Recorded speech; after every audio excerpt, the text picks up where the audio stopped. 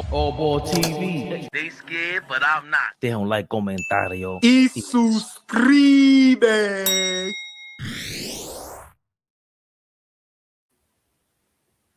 Whoo! NBA trade deadline, huh? They made this shit a movie, huh? Giannis, you son of a bitch. Huh? AllBall in the building.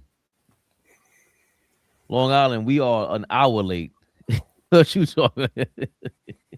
Yo, K-Dot, thanks for holding it down. You crazy? Thank you for your 199. Best show alive. Peace, AllBall TV. I see you. Tony LGK. Now we got a Puerto Rican and a Dominican on the same team, Papa. Look out, NBA. Tony, I see y'all. Oh, boy, how you feeling, man? Tired, annoyed, just came from Milwaukee looking for Giannis. Curse him the fuck out. Ball suckers. He.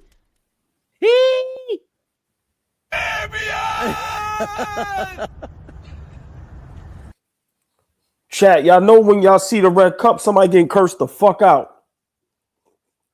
Come on, man. Shiraz. I read, listen, I read what you doing out there, man. Be safe out there, man. Don't be taking too many mambos. Que lo que, tranquilo ahí. Tranquilo, quieto. Al pasito, suavecito, y gózalo todo. Come on, man. English, man. You can be talking about me behind my back, man. We don't know what's going on up here, man. English, man. Listen. Never that. Red Cup AllBall is a whole, like, we about to start a character.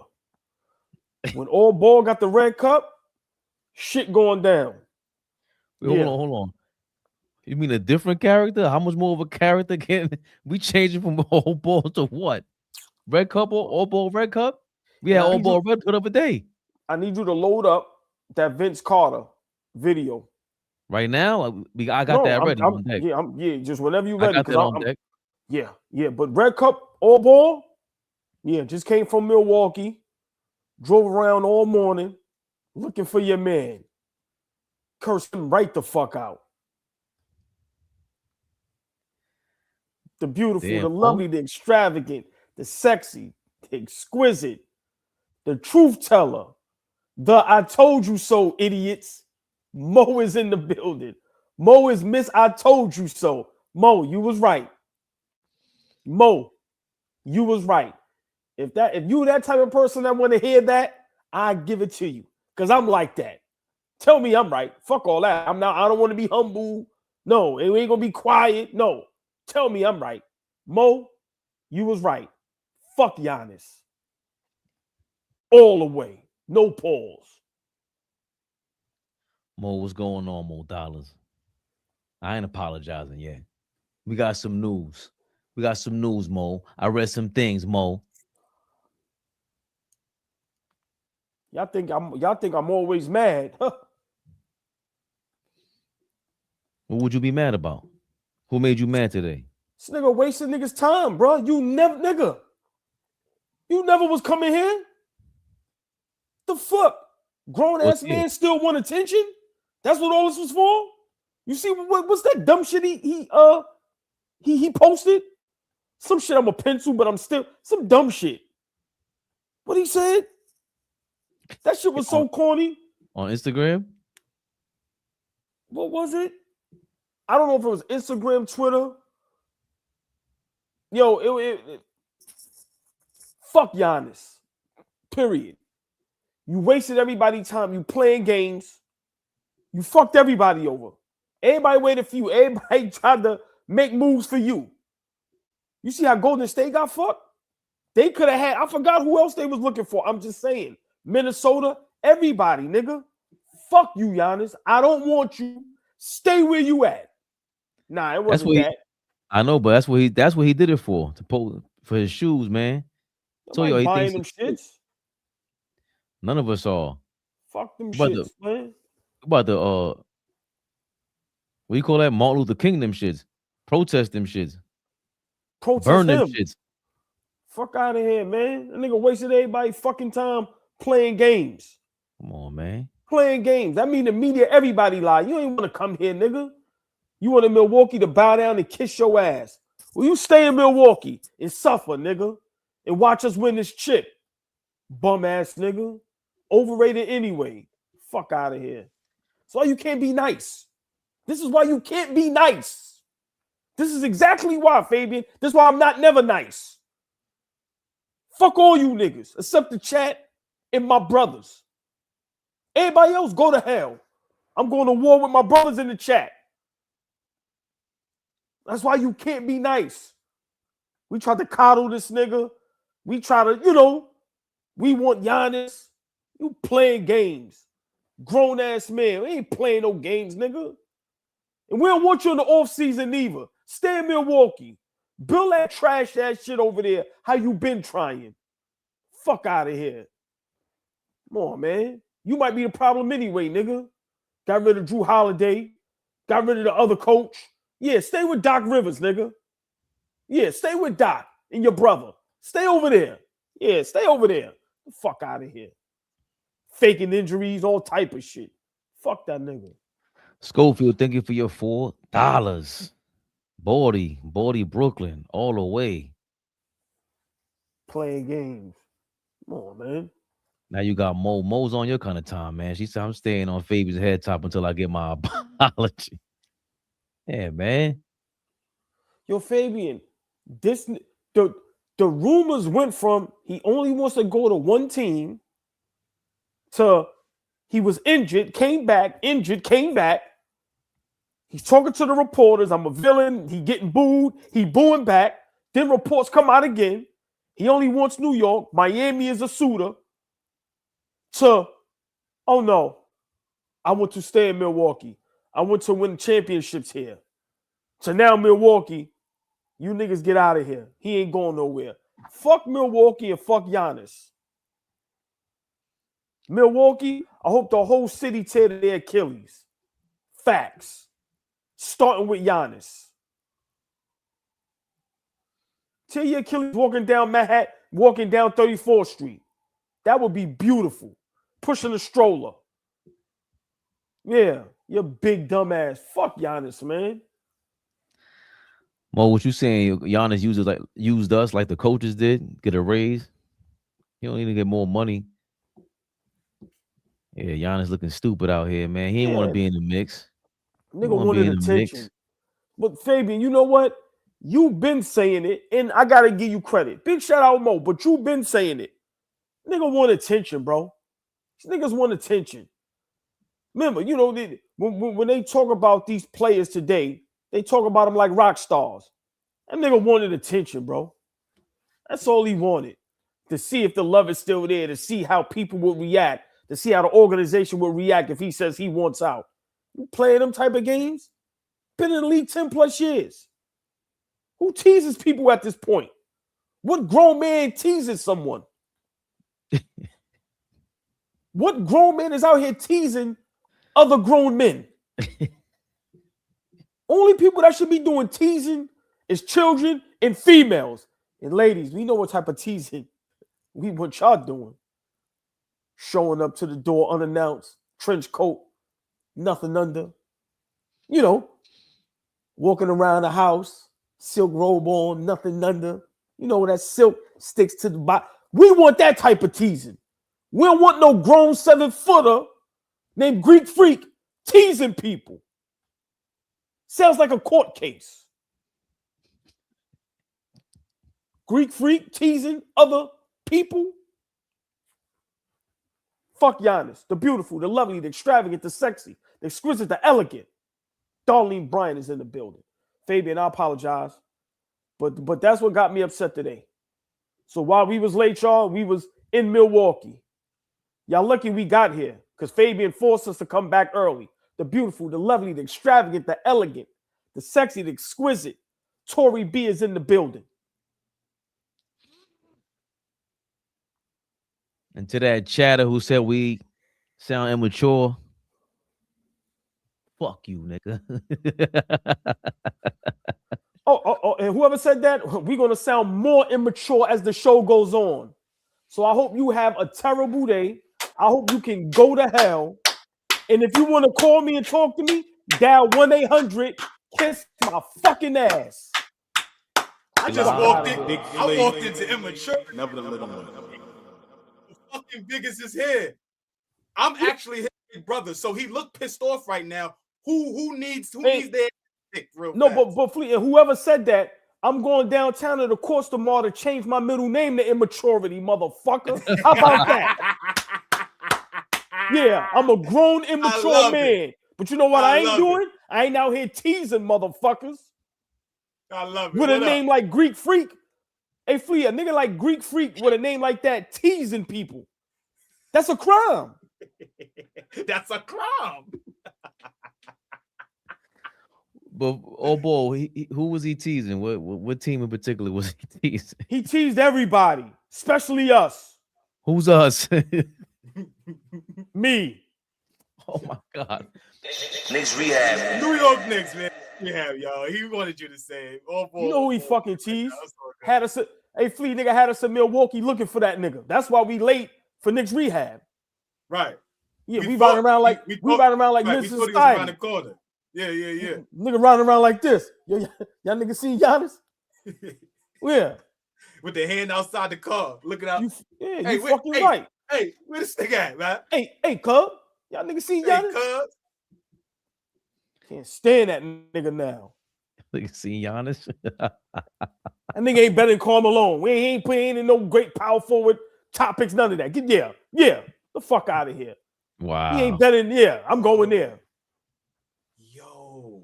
Nigga said, fuck Giannis.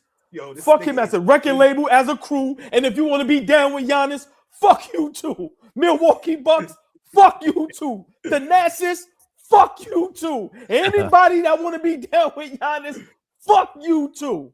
Yeah. I like whoever said we was immature, fuck you too.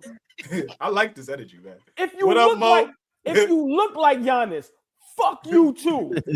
That's a funny looking nigga. If you 7 foot and you not on the Knicks, fuck you too.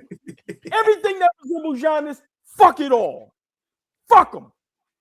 I ain't never going against my Knicks or nobody no more. Ever. I ain't being nice to these niggas, Flea. Fuck these niggas. You was just treating us like stepchildren. You was about to get us out of here. You put us to the curb like the garbage on Thursday. You put us to the curb. You went to the landfill? You went to the landfill and picked us back up? You went to the junkyard? Fabian showed me a video today. Brought me back to reality. Who Vince bitch ass? Pull him up, right? Vince sucker ass Carter. Listen, we got some news to get to. A sheep in wolf's clothing. Fucking bozo. We got some news to get to before we pull out the adamantium, Long Island. God damn. Y'all bringing out Wolverine? Come on, man. Let's get right to it. NBA trade deadline has come to a close. Nope. The Knicks did not get Giannis. But we brought home a kid, hometown kid, José Alvarado. The New York Knicks have already made a move, and now we're following a developing story out of the Big Apple. For more, we say hello to our senior reporter, Tim Bontemps. Tim, what's happening in New York? Well, Malik, we talked before about the José Alvarado trade and what his role would be in New York. His role will be to replace Miles McBride in the rotation for a pretty significant period of time here. He's going to have a procedure done later this week on a core muscle injury. Could keep him out for an extended period. Miles has been a very important part of New York's rotation, coming off the bench, playing with Jalen Brunson in their front court as a shooter. José Alvarado is obviously a different kind of player. He's more of an attacker, getting in the paint. He's a pesky defender. It's obviously the full court Alvarado move that he has perfected, getting steals in the backcourt. But I think you're going to see him and Tyler Kolek come off the bench and play in a similar way to the way that Deuce McBride and Tyler Kolek have over the past several months. So obviously the Knicks losing McBride, a key piece. We'll see if they can get him back in time for what they hope will be a long playoff run. But getting Alvarado in the mix as a veteran guard to have in Mike Brown's rotation is a guy that can plug and play right away, probably potentially as soon as Friday when they have a huge showdown with the Detroit Pistons. atop the Eastern Conference standings. And Deuce McBride, our Vincent Goodwill is reporting that it is unknown right now whether or not he will be available for the playoffs. Tim Bontemps, thank you very much for that insight as we say hello to our senior writer. Yeah, listen to the rest of y'all. Get this ESPN off my screen. Knicks Rehab back in the building. Hey, thank you for keeping us in order, brother. BKL Sports and Sporter Entertainment Show. Thank you for your $5. What's your reaction to the José Alvarado on our team? José Alvarado. You like that move or you don't? Felt like it. Oh, ball. You heard the question. We feeling this José Alvarado coming to the Knicks, coming home. Huh? BK's finest. El Body. Huh? I mean, we talked about this for a bit now, right? It seems like we had our eyes on Alvarado for a while. Of course, we probably didn't pull a trigger early because, we figured we was going to get the clown, right? But, we got the news. Deuce is out, to the playoffs. And what if he can't make the playoffs? So I think the front office, I think that was the best move, right? But when you really think about it, a guy like Alvarado, to trade to get him for Yabusele, I think is a steal. We all know we was all tired of seeing Yabusele, like to the point where it was annoying. I'm just being honest. When they put him on the court, I almost changed the channel, and then you change back to see if he's off the court. Like it was like Yabusele was starting to irk me, right? So to get another ball handler, to get a guy that's going to bring some toughness, some energy. He's from the city, and he's pesky on defense, right? Guy that never gives up, chip on his shoulder, small guard. Like I said, from Brooklyn with that mentality. So I like it from that standpoint. Another guard. And I feel like, him being in the league as long as he's been and what he can do, you got to remember, he's not going to lessen Cole's minutes. It's those other guys whose minutes are going to get smaller, right? McCullough, Diawara, some of those guys. But I like the move. I'm not in love with the move, but I think potentially we're gonna start falling in love with the move once once he becomes who he is. Like I said, just a guy you can put out there, guard this guy, be a pest. But remember, he's got that's just gonna have just high energy. And like I said, just that toughness, that grit. Remember, him and Josh Hart on the court together, I want to see how that's going to be. Just the energy, right? Talking shit, not backing down. So I think we need a guy like that. So for me, but I'm just more ecstatic that we got another ball handler because we all know we really only got two, and that's Kolek and Brunson. So now you bring in another guard, like I said, that can handle the ball. So now Brunson sometimes could be on the court with him, a la Kolek, the same thing. And now, we got some more ball handlers. So I like the move, but I think potentially, once it settles in and once he gets some games under his belt and once he adapts and, the fellas start showing him love and he gains some chemistry, I think this is going to be a good move. I really do. I think he's a good fit for us. It's just we was looking for the home run. I was looking for the home run, but we all said we need another ball handler. And I think the front office did the best they could, knowing that now Deuce is going to be out basically for the season. Yes, and of course. One last point. I'm sorry. And Mo, yes, he's a dog. And we all know you got to have a couple of those on the squad at this time, to be successful. And of course, Yabusele, Gashawn Yabusele, was underwhelming. Was traded to the Bulls for, how you say his name, Darren Tyler? Yeah, Dalen Terry. I'm sorry. Dalen Terry. And then we flipped that, got Grand Theft Alvarado. What a name, Flea. Coming from Brooklyn. How fitting is that? You were born in the 80s, 90s, That's exactly what Brooklyn is. Even though it's more of a Bronx dude. Flea, what are your thoughts on the acquisition of José Alvarado? Cool move. I think it's kind of like almost perfect, meaning something that we need. I was hoping for a bigger guard, right? I was hoping for maybe another wing defender, but you getting a guy that strictly worries about playing defense. right? So you're not going to worry about a guy that's going to come in and be worried about where he getting his shots, right? Yabusele was worried about getting in the rotation. Clarkson worries about getting in the game and putting up shots. José Alvarado doesn't shoot it well from a percentage wise, but he can hit shots, and that's what we have right now. We got a bunch of niggas that can hit shots. So if we bring him on the team, and it's a guy that is going to go into the locker room and from what I've seen, really have no problem saying, hey, we slacking on defense. Hey, let's bring it. Being a young dog, right? Like he got youth on his side too. He ain't an old cat. It's not some old nigga that you bringing into the onto the roster, right? And now you just saying, you're going to have spot minutes. Unfortunately, Deuce is going to be down for a while. Those minutes get freed up. When you get into the spots where you feel like you can't play Kolick, right? In spots where you're like, damn, I can't trust this dude.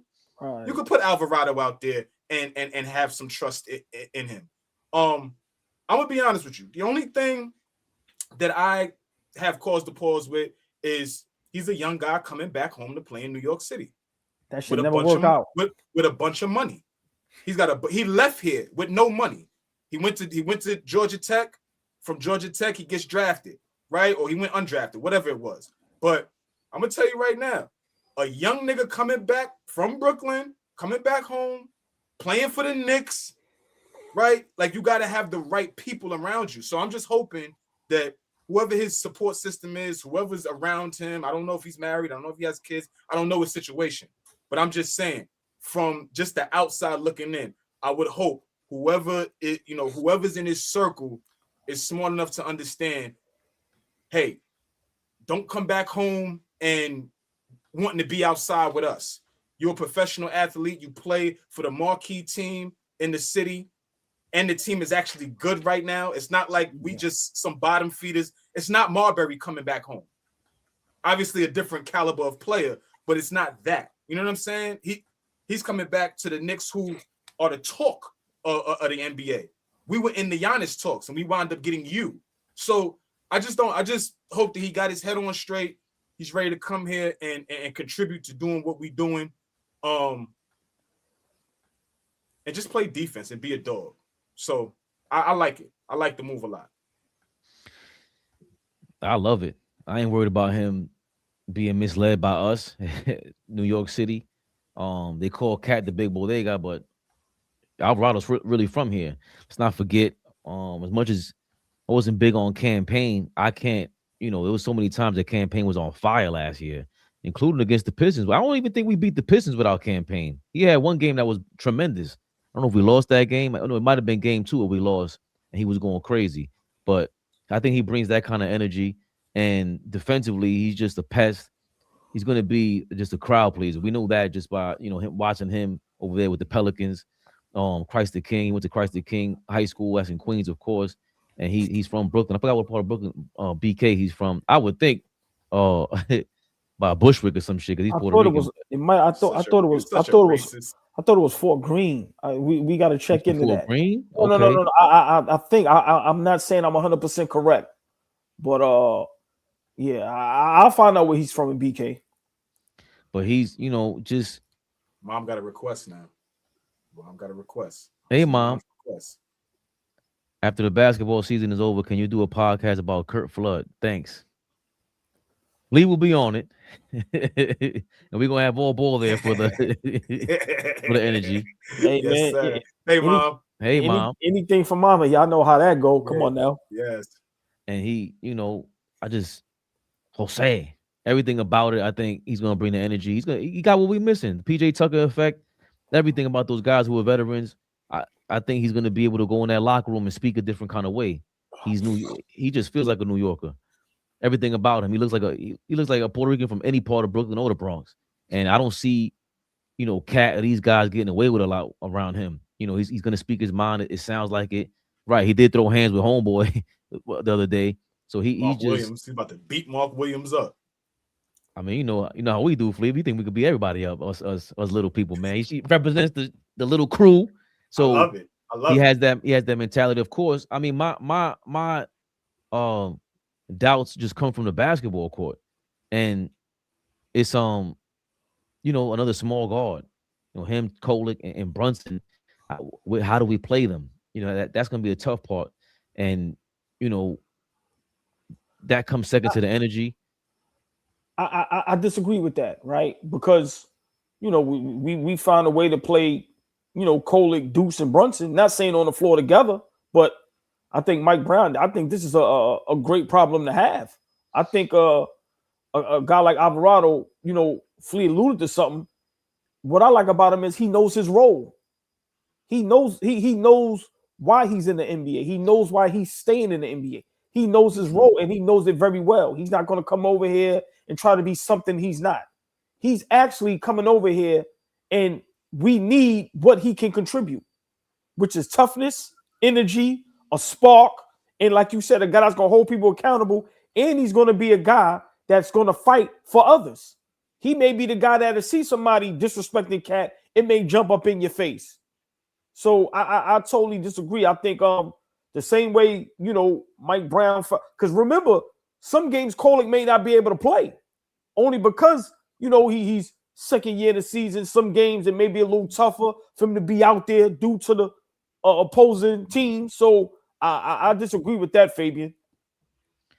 I don't see how you can. I think everything you said was on point. He knows who he is. I'm not concerned with who he is at all. I know what to expect because of who he is. This is a league full of 6'4" point guards, like athletic.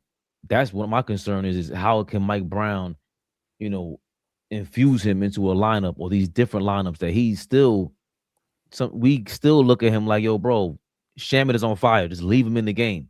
And maybe he's just waiting for the playoffs for all this, but it's still, for me, it's still a cause of concern. You ain't convincing me that 6 feet is something not to be concerned about. Well, all I've been hearing from this guy, Flea, for 3 years, I had to see this damn retweet from Becky Hammond every other month when Brunson has a bad game.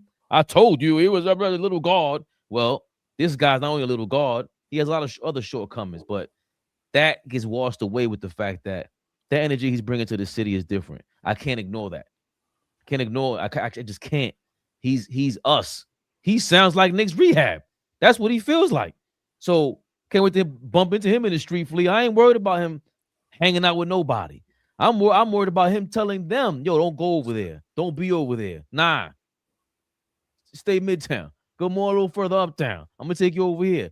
He's going to know how to really get these guys mixed up. And the reverse is true, too. These guys are going to tell him, wait a minute, if he does veer off, that ain't what the plan is about.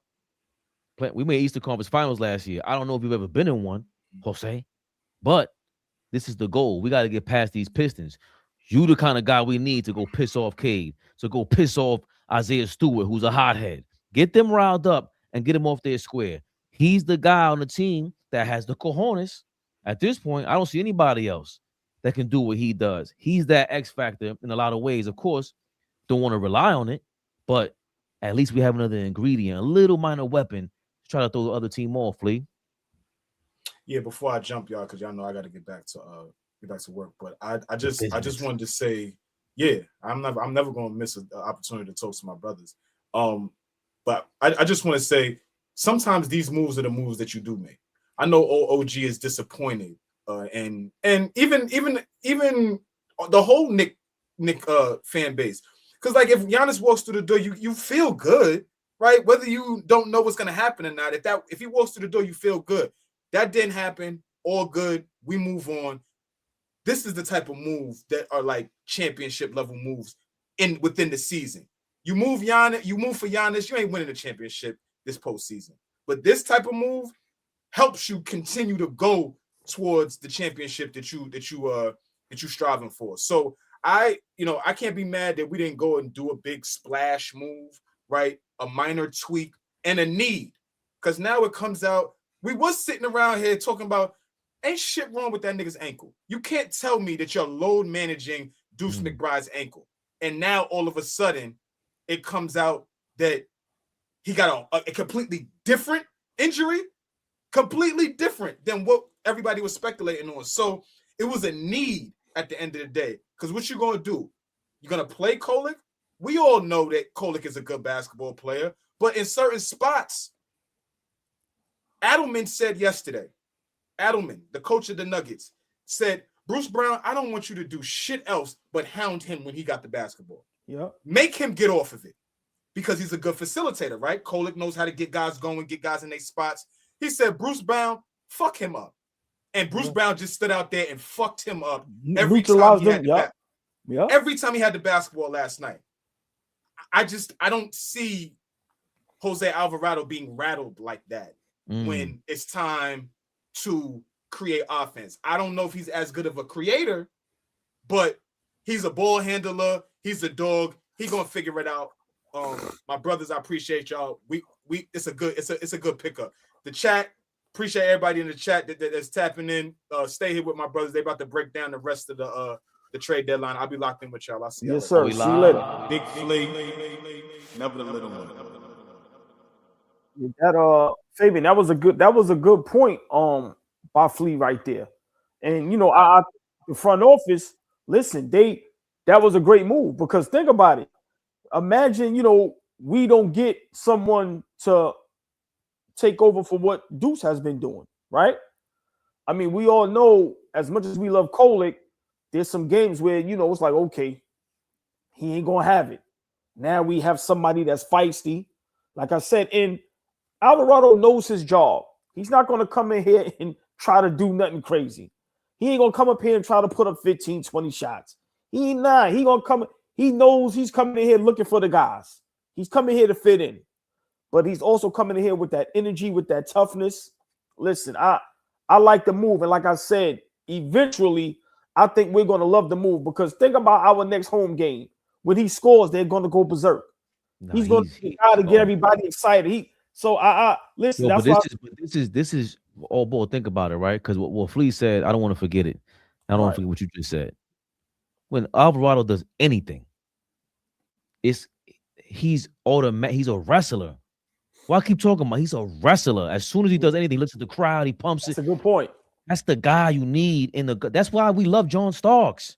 Like I hated John Starks, but I knew what he was. He's a wrestler. Yeah, he might hit some shots, he might do this, but he's looking at the crowd.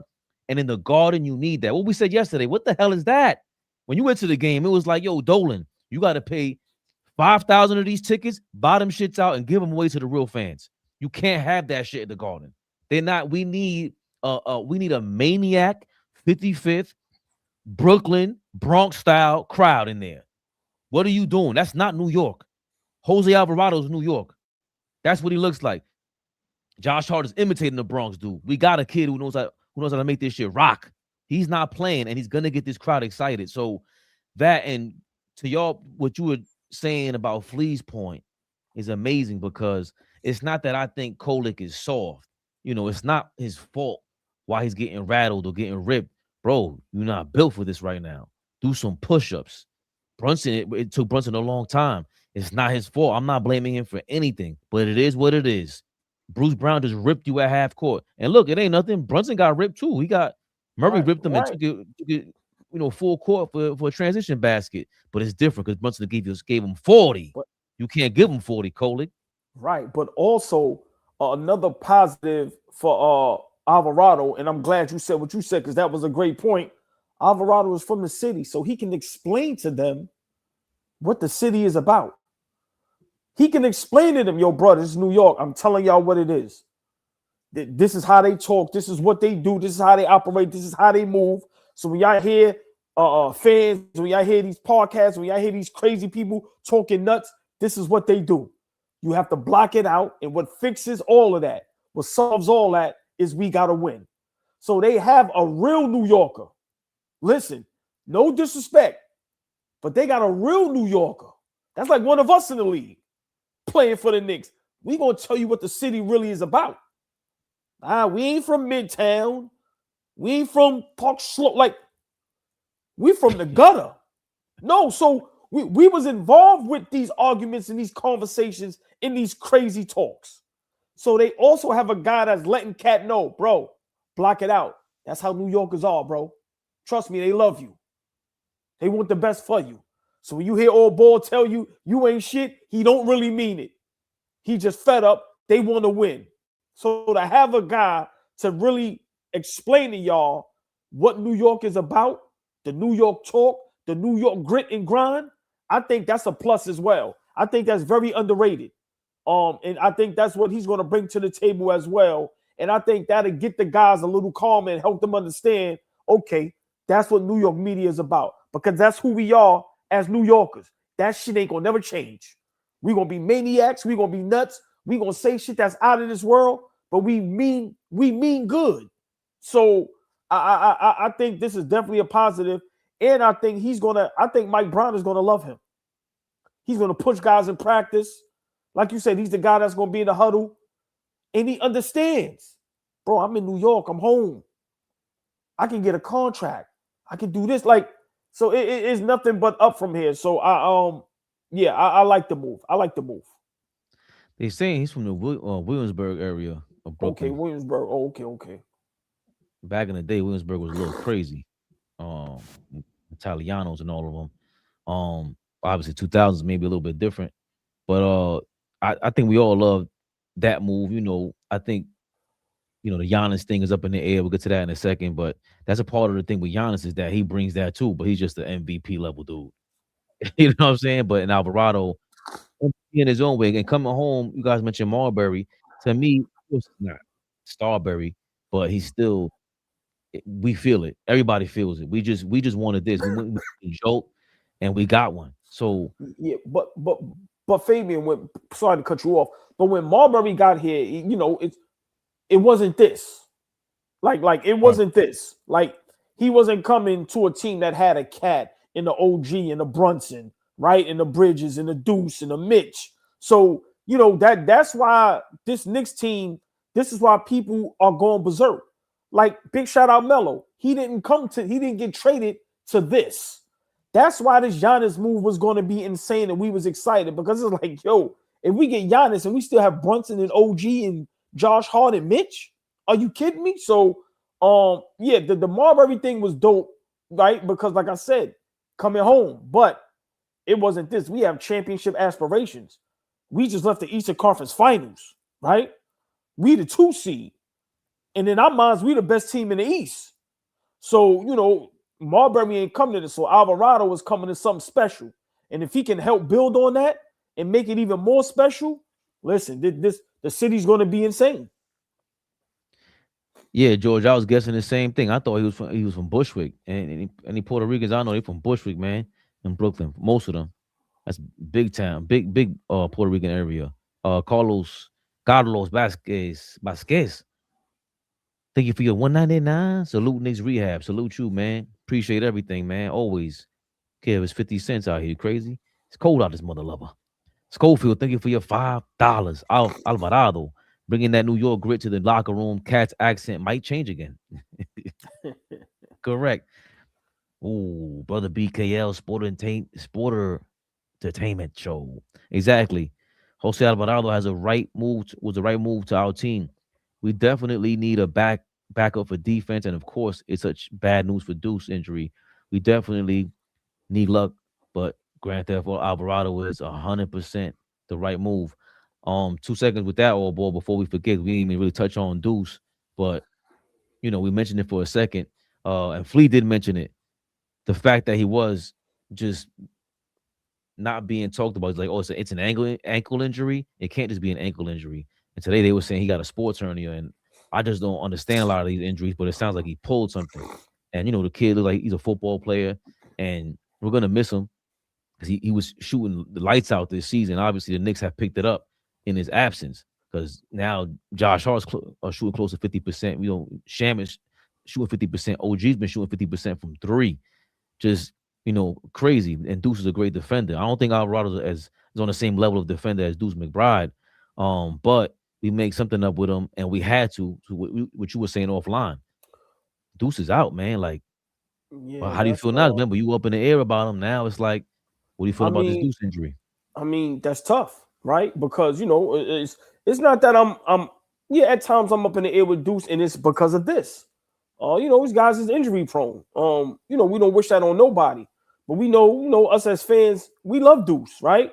And what he brings offensively. Deuce can give you 2 points, but then next thing you know, he can give you 20 straight, right? And that's what we love about Deuce. So him compared to Alvarado offensively is not even close, right? We know Deuce is better offensively. But you know, Alvarado, the energy, the ball handling, just being a pure point guard, looking for guys, I think that's a plus. But it's just sad news for Deuce, because Deuce was starting to click. He was shooting well, very well from three. His offense was starting to come along, and he was starting to be that spark off the bench. Remember, he went from averaging 9, 10, 11, damn near now going to 12, 13 points off the bench. What we needed drastically, right? So it's just tough, man, because listen, no matter where Deuce is from, it just seems like he's always been a New Yorker. Like, we love Deuce. You know what I'm saying? And it's just sad. It's just sad. Hopefully he can recover. Hopefully this isn't something serious.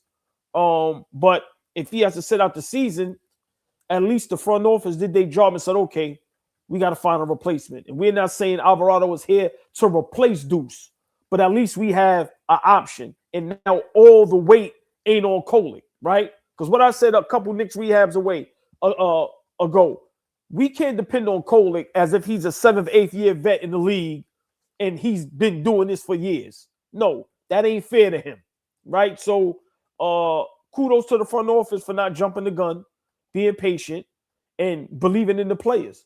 Because I think the players probably had that meeting and probably had somebody talk to the front office like, yo, we all right, we got this. We're going to figure this shit out. But it's just unfortunate for Deuce, man. And like Flea said, they tried to hide this shit. It was more serious than what we thought. And, you know, they couldn't hide it no more. Remember, we got Deuce damn near less than an hour from the trade deadline. So they was cutting that shit close. So it's just unfortunate. It's sad. And quick recovery, Deuce. We definitely going to miss you, bro. Definitely going to miss Deuce. Yeah, I think it was Ian Begley who tweeted out something to the effect of, Tommy Beer.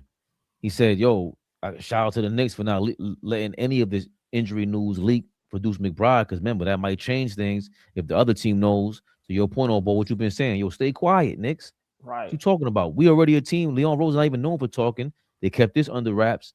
And they said, yo, Deuce's injury, let's not let this leak out, because if the other teams know about it, they may feel like they have the leverage on us, the one up on us, and we're looking a little bit desperate in the point guard position. But we're here now. And also one tidbit about this Alvarado acquisition, according to José Goslang, José Alvarado picking up his player option would give the Knicks significant flexibility below the second apron next season. It would help them maximize their depth under the second apron hard cap they'd be subjected to if they can acquire Giannis Antetokounmpo in the off season. So apparently getting Jose GTA can help us get Giannis somehow still. And I mean, we could get into other trades in a second after these super chats, because there's one thing I wanted to ask you and get back to. Since we didn't get Giannis,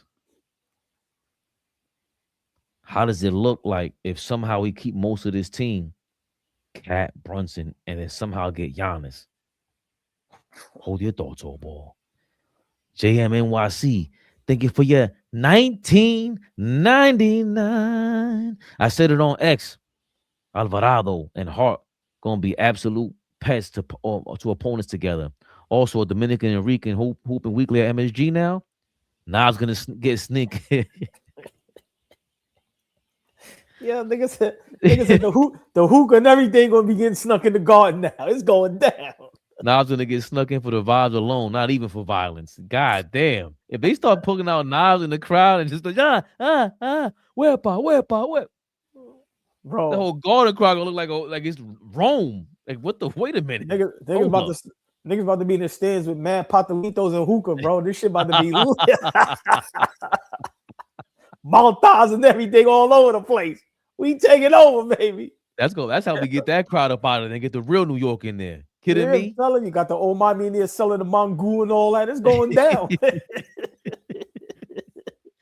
Antonio, thank you for your $10. We finally got an enforcer. It's just funny that he's the smallest guy on the court.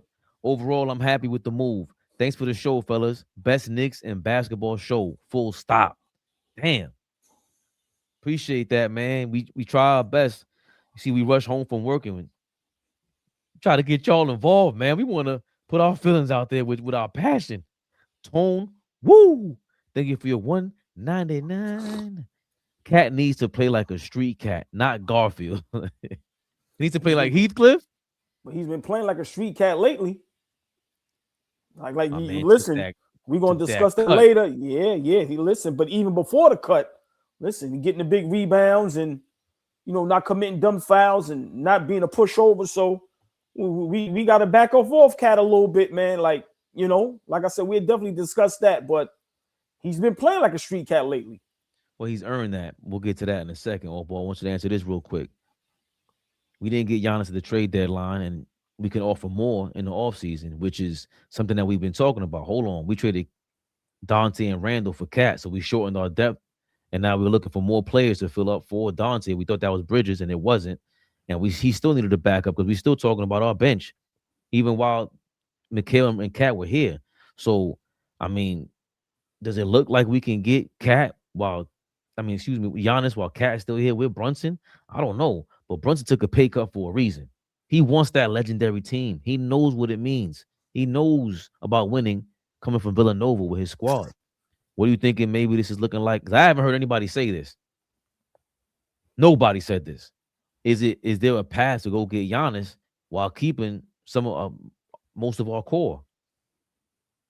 For me, right? How I'm surveying the landscape and how I'm looking at it, I think the Knicks in the front office is over the Giannis talk. I think Dolan in the front office was honest about what he said in that interview when he said, "Nah, we like our team." I think they offered something for Giannis. Milwaukee didn't bite on it, pause, and I think it just fell apart. You got to remember, they tried to, if Giannis did say, "I want to go to New York," we put something out there in the beginning of the season. They didn't go for it, and I think it was over after that. And then now, they didn't have this players-only meeting, and, it seemed like things are coming together. And I think the front office, what Flea always alludes to, you got to give it some time. It's a new system. It's a new coach, right? These guys got to get time to figure this thing out.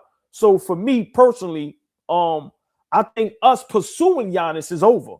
But in the offseason, of course, if the opportunity presents itself and you can go get him, that's a different story, especially if you can get him and keep Cat and Mitch and OG and Brunson, right? And maybe Josh Hart. Like, that's something you have to think about. But as far as us aggressively pursuing them, as they said, I think that ship has sailed. I think that train is gone. And I don't mind it, to be honest with you. I don't mind it. I know I talk all this shit and I'm a nut, right? And I'm just out of my mind at times. But I'm happy we stood ground. I'm happy we didn't do something crazy.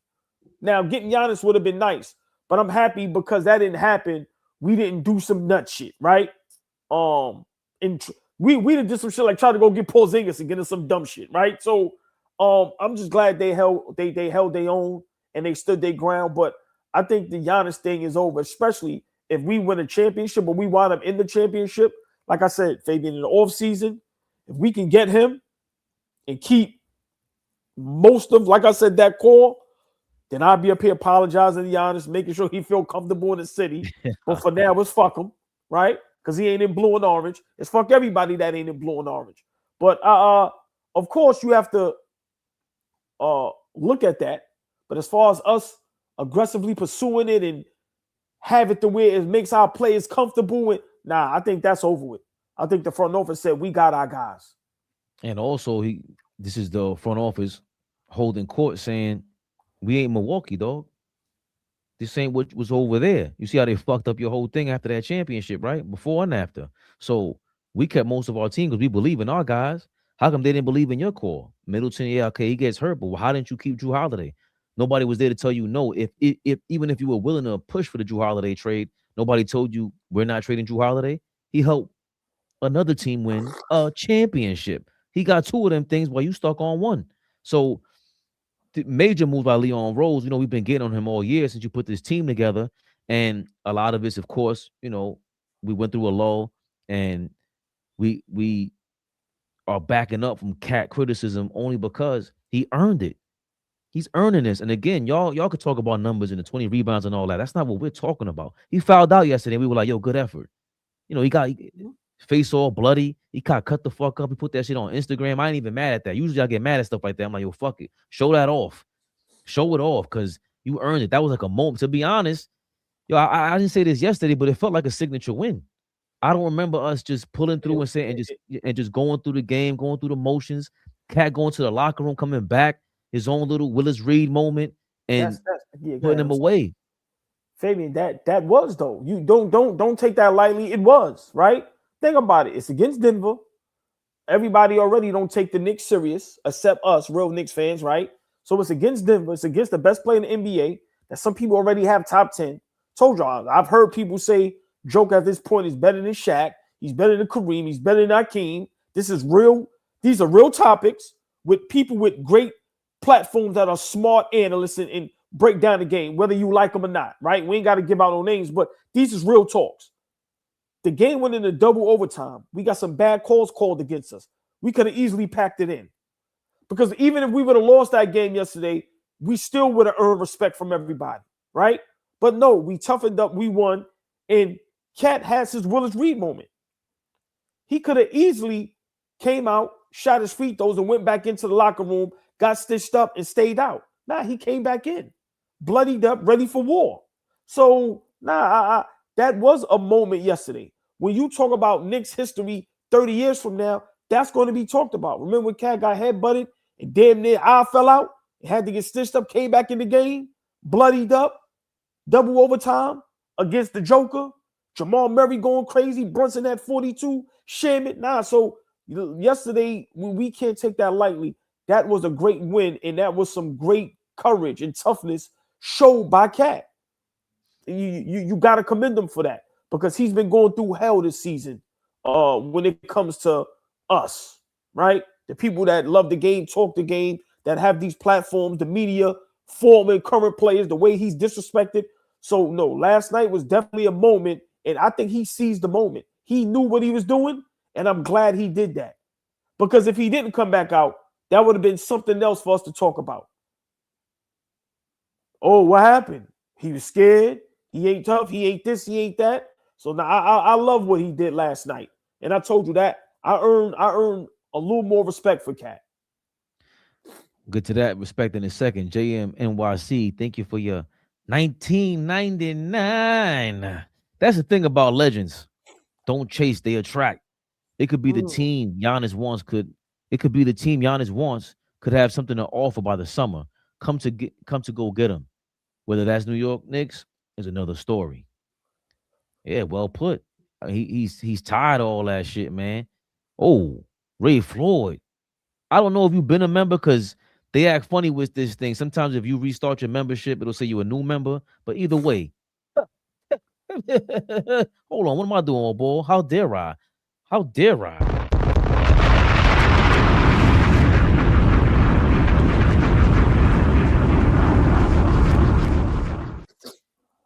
Oh, he's dropping Fabian bombs to that. Huh? Ray Floyd always in the comments. Always showing love. Appreciate you, big dog. Kidding me, old ball? Not showing fake love. Yeah, gotta throw the bomb. Yeah, gotta throw the bomb. Not showing that fake love, old ball. No, we don't do that over here. That's not even in our bloodstream. That don't even flow over here. We are 100, 1,000, 100,000, 1,000,000%. Hold on. Ray Floyd is a Pistons fan? Nah. Yo, listen. Of course, it's fuck the Pistons trapped in the 90s, but y'all don't understand. See, our goal is to talk to all fans regardless. Like, we're going to go back and forth. We're going to curse each other out. We're going to go crazy like we're supposed to. But if you really a Pistons fan, you show us love like that, and your name is Ray, hold on. Hold on, Ray. Hold on, Ray. You kidding me? That's what it's about. Hey, Ray Floyd, shout out to the Pistons. Shout out to you, right? But shout out to everybody in the chat that understands what we're trying to do over here. We're trying to restore order. We're trying to be the platform where you can be yourself. We talk it how it's supposed to be talked. uncensored, real, raw, uncut, real emotions in real time. And we say what everybody's thinking. So we love that y'all respect us for us. We love that y'all love us for being us. So big shout out Ray, but big shout out everybody. But wow, that was tough. Nah, look, I need to see Cade and Brunson go at it. Yo, see, you get it. Yeah, you a Pistons fan, but you know what this thing is about. You know you came to see Cade and Brunson go at it. You ain't. I want to see Cade bring it to Brunson. Yo, Brunson. What Magic said? Carl, go get him, Carl. Carl, go get him, Carl. That's what we want. That's who we are. Let me tell you. Look, let me tell you what Ray Floyd just did, though, Fabian. Enemies respect each other. Listen, the two lions, they respect each other. What Ray Floyd just did, it's just a testament of what we doing over here. Like I said, man, y'all don't understand. We do this for y'all. I know sometimes it sounds emotional and sentimental, but we literally rush home from work, throw the bag on the floor, and jump on a laptop because we got to get to the chat. So we just always want to say thank you for, like I said, accepting us for who we are. Because we are nuts. Half the time I'm wrong. 95% of the time I'm wrong, right? But y'all accept us for us. So Fabian, you can't ask for much more. So listen, man, just to have other people from other cities that's fans of other teams show us love and show us support. Yo, man, thank y'all from the bottom of our heart, man. Like, this shit is dope. This shit is just dope, man. It's no words to say, man. Thank you. Y'all keep this going. We're going to make the chat members only soon, man. Keep this shit rocking so that we kick these other bozos out. For real. That's a fact. We got to get all the bozos out of here. The motherfuckers, what we say, no strays, pay for the hate, bro. Because we don't even want you to come in here. Look at what Ray just said. Look, you kidding me? Look, Evan Black comes up. Hey, I'm a Pacers fan who subbed to y'all. I think it's good that y'all didn't gut your team for Giannis. At this point, I got to agree. I have to, because I don't know what we would have looked like. I would have had to hear Flea's tirade like, you think we're gonna restart with a new player and a new coach, and you know how long it takes to get started again? And yeah, I'm not trying to hear the truth right now, brother. I'm trying to be a fan and go crazy. Huh? Major. Thank you for your major $4.99. Oh boy.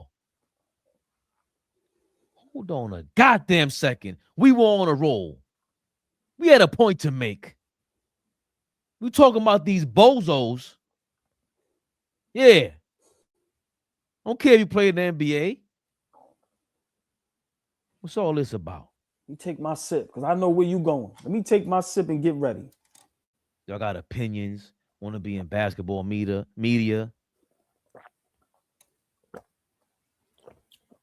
Let's go. But you got two faces.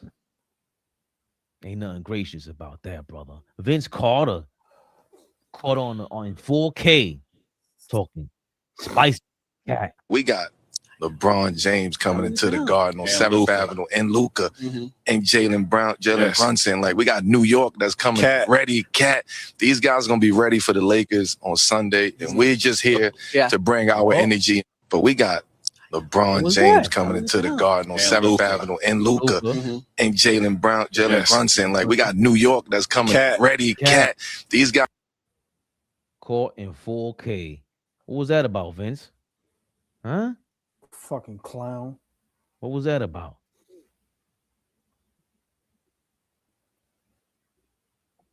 What was that about, old ball? And then you see the laugh and the smirk, and then his cousin. Let's not forget, that's his cousin, T-Mac. Remember, they had little problems. Laugh, and then his cousin laughed right along with him. Go ahead, Fabian. I'll let you, because we got some, what the Migos said, we got some straightening to do up here. Only we allowed to disrespect our players, not outsiders, not suckers. Fuck out of here. What was this about, Vince? Huh? Total opposite. I want to know what you're talking about right here. What's that about? Just in Congratulations. case. Hold on, just in case. Yeah, fuck it. NBC lets us rock. What's this? Talking to Cat Pep talking. Oh. What's that about? Oh, you can't. It's in you. It's in your heart. Come on, dog. Come on, Vince. Thought you had a pep talk for my man. I thought we was cool day lie out here, man. Thought we was fresh to death like $1 million, man. What was that about, AllBall? Man, just straight finagling our boy, man. Pull the finesse on us, like you don't think what we think was going on? Like you don't think we know what's going on, huh, Vince? What is this about, Vince? What is this about? Tell me the reason. No. Tell me the reason. And then play it a little more so you can show him laughing, and then his cousin get it, and then he start laughing too. Yeah, look. Hardy Haw. Point, He said, Cat, what's so funny about Cat? We want to know. Melo ain't playing them games, man.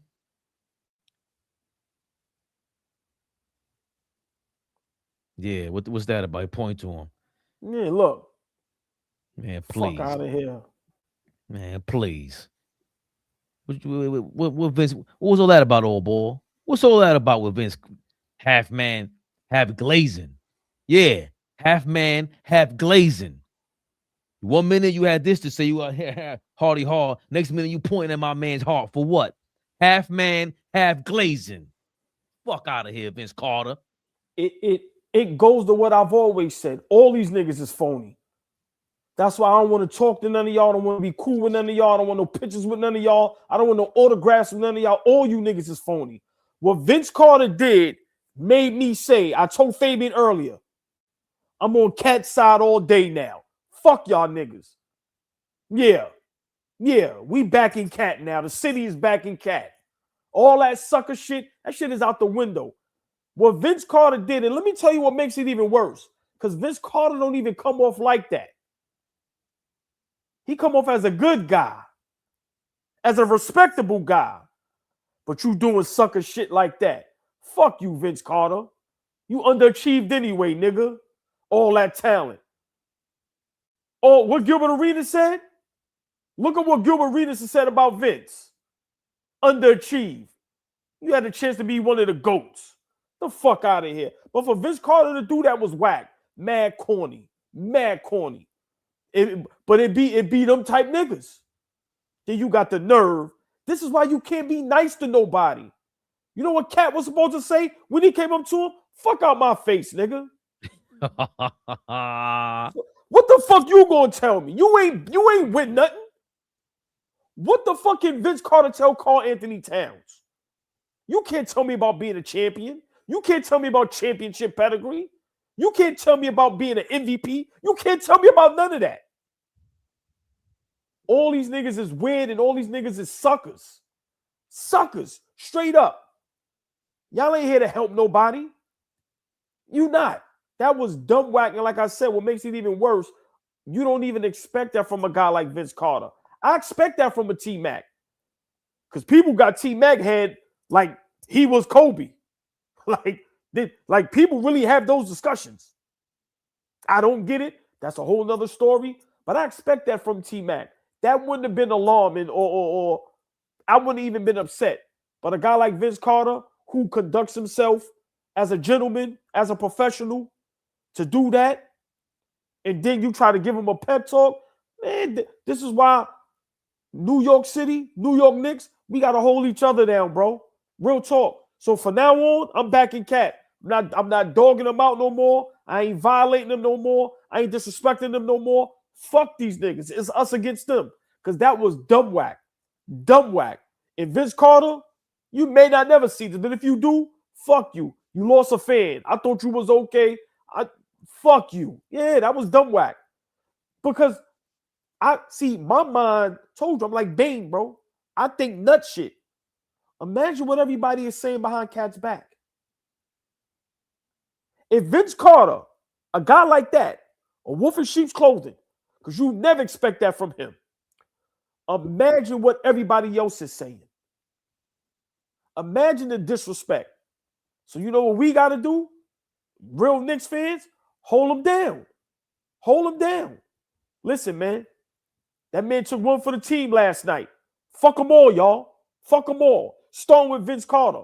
But come on, man. He gets disrespected from us. He gets disrespected by his teammates.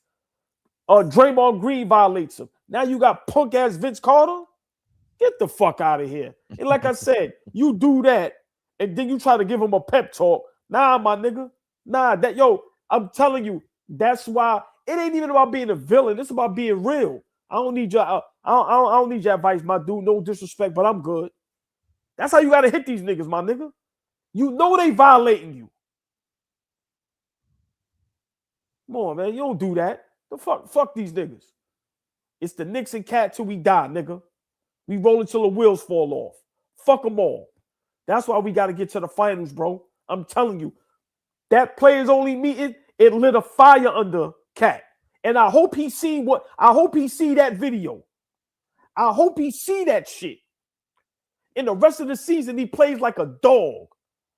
Not Carl Anthony Towns, Dog Anthony Towns. We gonna change your name, nigga, to a dog. Dog Anthony Towns. I hope he don't give a fuck about points. None of that. Keep being the best rebound in the league. Get your toughness up. Get your defense better. Improve to these niggas. You in the finals. Fuck, you gonna give me some advice. You ain't did jack shit but dunk the ball. I ain't in the dunk contest. The fuck you gonna tell me, Vince? I ain't entering the dunk contest next this All-Star weekend. The fuck out of here. The fuck out of here. And T-Mac laughing right along with him. He been to a conference finals? Only with the Spurs way at the end of the bench.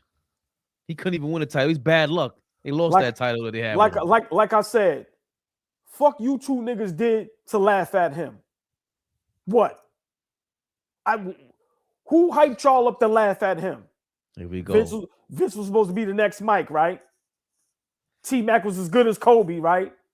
You two niggas walking around with your heads in the clouds. The fuck out of here. Fuck both of y'all. I think if Vince would have been doing that from the beginning and we didn't see the footage of him pointing at Cat, then it would have been all right. He would have been criticizing people from the beginning. But like you said, he's Clark Kent. I see people in the comments already. You ain't watched Vince in his prime. Are you kidding me? Are you crazy? He was more talented than Kobe and these guys. He was crazy. I mean, him and T-Mac were on a different level. I don't know what the hell that family was drinking before they were born, but I don't like it, man. Like, we already know we shit on Cat all the time. It is what it is. Draymond Green, everybody got something to say, but don't do that. If you don't care for him as a player, what can you actually tell Karl Anthony Towns? You just there for the moment, because did you ever do that pep talk to yourself in the mirror, Vince Carter? Did you? Yourself, look. Me. It's all on me. Air Canada, you shitted on Toronto. You turned your back on faking injuries and all that. I recall I was a Vince fan. That's why y'all can't tell me nothing. Love T-Mac and Vince, but I saw what it was. Remember, I hated Kobe, and Kobe kept shitting on him. You kidding me? Hold on. The beautiful, the lovely, the extravagant, the sexy, the exquisite, the elegant. Cherokee is in the building, and they Cherokee. I'm not gonna lie. That Clark Kent line from Fabian was classic. That was fire. That was fire. He is Clark Kent. Clark Bozo. He don't even deserve that name, man. God bless the dead DJ Clark Kent, man. What? Man. Legend. Rest in peace, Clark Kent. Half man, half glazing. That's glazing. That's glazing. Getting caught up in the moment. Nah, stand on your square. Stand on your square. You on fire. Half man, half glazing? That's fire. That's fire right there. Wow. Come on, man. We all know Cat's flaws. You know, if you're trying to hype him up, we don't need you to hype him up. What the fuck was Vince Carter what were you gonna tell me? How you gonna inspire me, Vince? You never looked inspiring on the court. We seen your downfalls. You went to go join Jason Kidd and couldn't get over the hump. Let's not forget my favorite point guard, throwing them crazy alley-oops. It was great. Great highlights. What happened to you, though? You were with prime Dwight Howard and all that. What happened to you, big dog? What the fuck do you got for Cat, bro? What's your advice? Cat's been to two conference finals. What's your advice for Karl Anthony Towns? Could you please tell us? You're an all-star. Don't forget it. What does that mean? What does that mean? Suckers.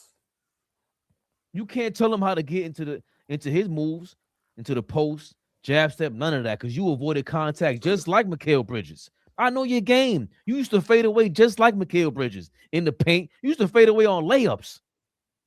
Yeah. Reverse fadeaway layups. Vince was amazing. It looked great. But I want to know, why do you guys do shit like this?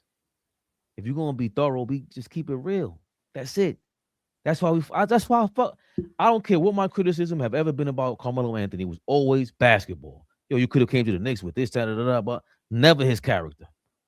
Ever since I seen him in that commercial, he said, he repeated everything we said about him.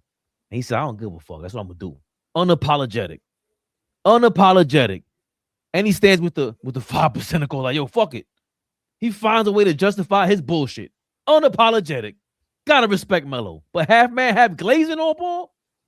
Yeah, that like I said, that was bad. And you know, I would love to be on a fly on the wall when these guys see what they do, and just how do you explain that? Like, what do you say to someone? It's like, damn, I did, yeah, nigga. Yeah, but like I said, Cat ain't in the dunking contest All-Star weekend. Fuck is you telling them? What's the purpose of telling somebody or trying to give advice if you know you don't mean it?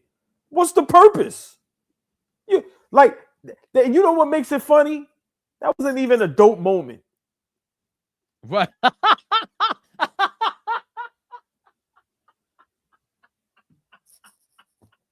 That wasn't even a dope moment. That shit ain't go viral. Ain't nobody care. We ain't make that a topic up here. I think we all rolled our eyes together. In harmony, we're like, come on, Vince. Listen, man. I'm telling you. That's his way of trying to steal the spotlight like a dunk. Where you think it means something, but it doesn't. Right. Stop. You got your own hidden agenda. You ain't doing that for the love. When you start doing that?